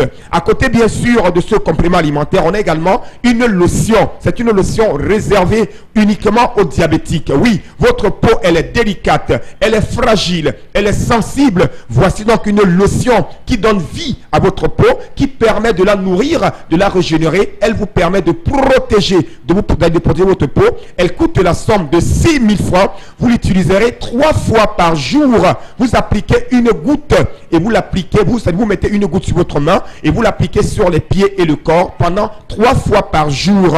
Bien entendu, c'est 6 000 francs, une lotion, un lait de toilette réservé aux diabétiques. Alors n'hésitez surtout pas, les numéros de téléphone s'affichent à l'instant bas de l'écran. Passez vos commandes, n'hésitez pas, ne perdez surtout pas le temps, ne cherchez pas de midi à 14 h. Votre complément alimentaire est là, le Vonbio Oméga 3, 5 000 francs et votre lotion pour la peau des diabétiques à 6 000 francs. Sur ce, je vous dis merci, très bonne journée et rendez-vous du côté du magasin 1001 tapis, en plein cœur d'Aqua, en face du palais d'Ika, à l'entrée de la rue Mermoz. Nous sommes ouverts de lundi à samedi et n'oubliez pas, nous livrons dans tout le Cameroun et dans les autres pays africains. Merci beaucoup et bonne journée à tous les téléspectateurs. Merci beaucoup, Constilamine. On va tout de suite, mesdames, messieurs, basculer sur la lecture des messages. La dernière séquence consacrée aux contributions que vous nous faites parvenir à travers les numéros ou le numéro habituel. Donc, Florazé, c'est à vous. Alors, des réactions, il y en a pour cette dernière partie. Donc, arrêtons les Camerounais ne doivent pas se citer au désordre, donc il ne faudrait pas que le pays tombe dans le chaos. Donc si on donne la possibilité à tout le monde de... Bon, je vais prendre une autre réaction ce matin. L'État ne met pas les citoyens en sécurité, je pense bien que c'est ça. Voilà, rien que dans la ville, alors que la route ou le village... il n'y a pas d'intervention justement dans certaines parties du pays. Donc demander à ces messieurs de se déployer un peu partout. C'est Ibrahim qui réagit ce matin à Bangoula. Une autre réaction, il faut un numéro pour les douaniers et inspecteurs de douane également. Moi, je pense qu'il y a une proposition qui m'a échappé, M. Eric Fopoussi. Je pense qu'on peut placer les caméras comme les 360 caméras qu'on a prévues pour toute l'étendue du territoire national. À ces postes fixes qu'on peut placer des caméras, là où on sait que ils sont appelés à des contrôles fixes, des barrières de contrôle fixe. On peut placer une caméra là, se pointer sur eux, et puis il y a des services qui contrôlent cela pour essayer de surprendre ce type de comportement. Mais Charles Amel, dans un état normal, on réconcilie la nation et l'État. C'est-à-dire que les citoyens doivent avoir confiance à leurs institutions et aux gens qui les incarnent. L'éveil citoyen recommande que le policier, le gendarme, le militaire qui cause des abus, vous ayez les moyens d'aller quelque part. Ce n'est pas comme... Absolument. Donc, je vais dire le problème, la traque des forces du maintien de l'ordre, puisqu'il s'agit d'eux ici. C'est pas seulement qu'entre eux, on vient dire, votre poste de contrôle, c'est ici, on met les caméras, ils ne feront rien. Derrière le poste de contrôle, ils peuvent vous faire des exactions. Dans les villages où on ne pourra pas mettre, parce que la technologie, ainsi de suite, on ne pourra pas. C'est le citoyen, lui, qui doit arriver. À notre époque, nous, on était les indigènes. On nous portait du stade d'indigène à celui d'évoluer. Vous, aujourd'hui, ayez ce courage-là, la citoyenneté, de dénoncer, mais en ayant les éléments. Le gendarme tel, même si je ne vais pas lire les épaulettes, j'ai dit, il avait 2 V. Des bêtises comme ça, il m'avait fait, il m'a fait ci, il m'a fait ça. Et que vous ayez de moyens de... Je vous prends un cas basique pour essayer de battre en bas ce que vous êtes en train de dire. Je vous prends un cas basique. Vous voyez quelqu'un qui attrape un bandit dans le quartier, dans son domicile. Lorsqu'il sort avec le bandit, les populations récupèrent le bandit. L'on va jeter le bandit en cellule ou dans un commissariat. On attend le monsieur afin qu'il vienne faire une déposition, il ne vient plus, c'est terminé. C'est un mauvais citoyen. C'est pour ça que je suis en train de dire, je suis d'accord avec vous sur le principe, je suis d'accord, Mais je vous dis aujourd'hui, il faut qu'on évolue avec les moyens qui sont à la disposition. Alors, les moyens, c'est le citoyen. En tout cas, ce que l'on peut retenir, c'est la proposition d'un téléspectateur qui estime qu'on doit étendre cette mesure chez les douaniers. Vous savez que le récent rapport de la CONAC torpille de manière tout à fait maximale les douaniers, avec une corruption là-bas exacerbée et maximale. Alors Florazé, continuons. Une fois de plus, nous devons être positifs. Et Théophile nous ramène sur terre. C'est Théophile qui réagit à Bonabéry. Avec le choix ou bien avec la condamnation? Il ne le dit pas. Samuel Eto'o a le droit de faire un choix politique, comme tout Camerounais d'ailleurs, mais en aucun cas le droit d'influencer celui de ses compatriotes qui vivent des réalités sociales et qui lui sont totalement inconnues. C'est Samuel depuis Pékin. Alors bon, j'entends les gens dire que Eto'o ne s'appartient plus. Alors il faut qu'on arrête un peu ça parce que parce que je vous ai dit que Monsieur Noah, Yannick Noah était la personnalité française, la personnalité préférée des Français. Mais il a fait un choix, il est de gauche et on voit des gens de droite. Il a fait la campagne de François Hollande. Voilà. Donc c'est pour vous dire que... comme il avait fait pour Ségolène Royal qui avait... Et Yannick Noah est une icône planétaire, n'oubliez pas. Donc, on peut aussi dire qu'il ne s'appartient plus. Non, écoutez, dans un pays, les icônes doivent aussi se prononcer sur les choix politiques. Et ça, il faut le reconnaître, c'est un bon coup du président Kazaa Paul Biya qui, là, va surfer sur cette... C'est de bonne guerre, c'est la politique. C'est de bonne guerre. Madame, Messieurs, merci infiniment à vous de nous retrouver demain, lorsqu'il sera 10h, et d'avoir été là ce matin. On se donne rendez-vous donc. Passez une très bonne journée sur nos antennes. Que Dieu bénisse le Cameroun.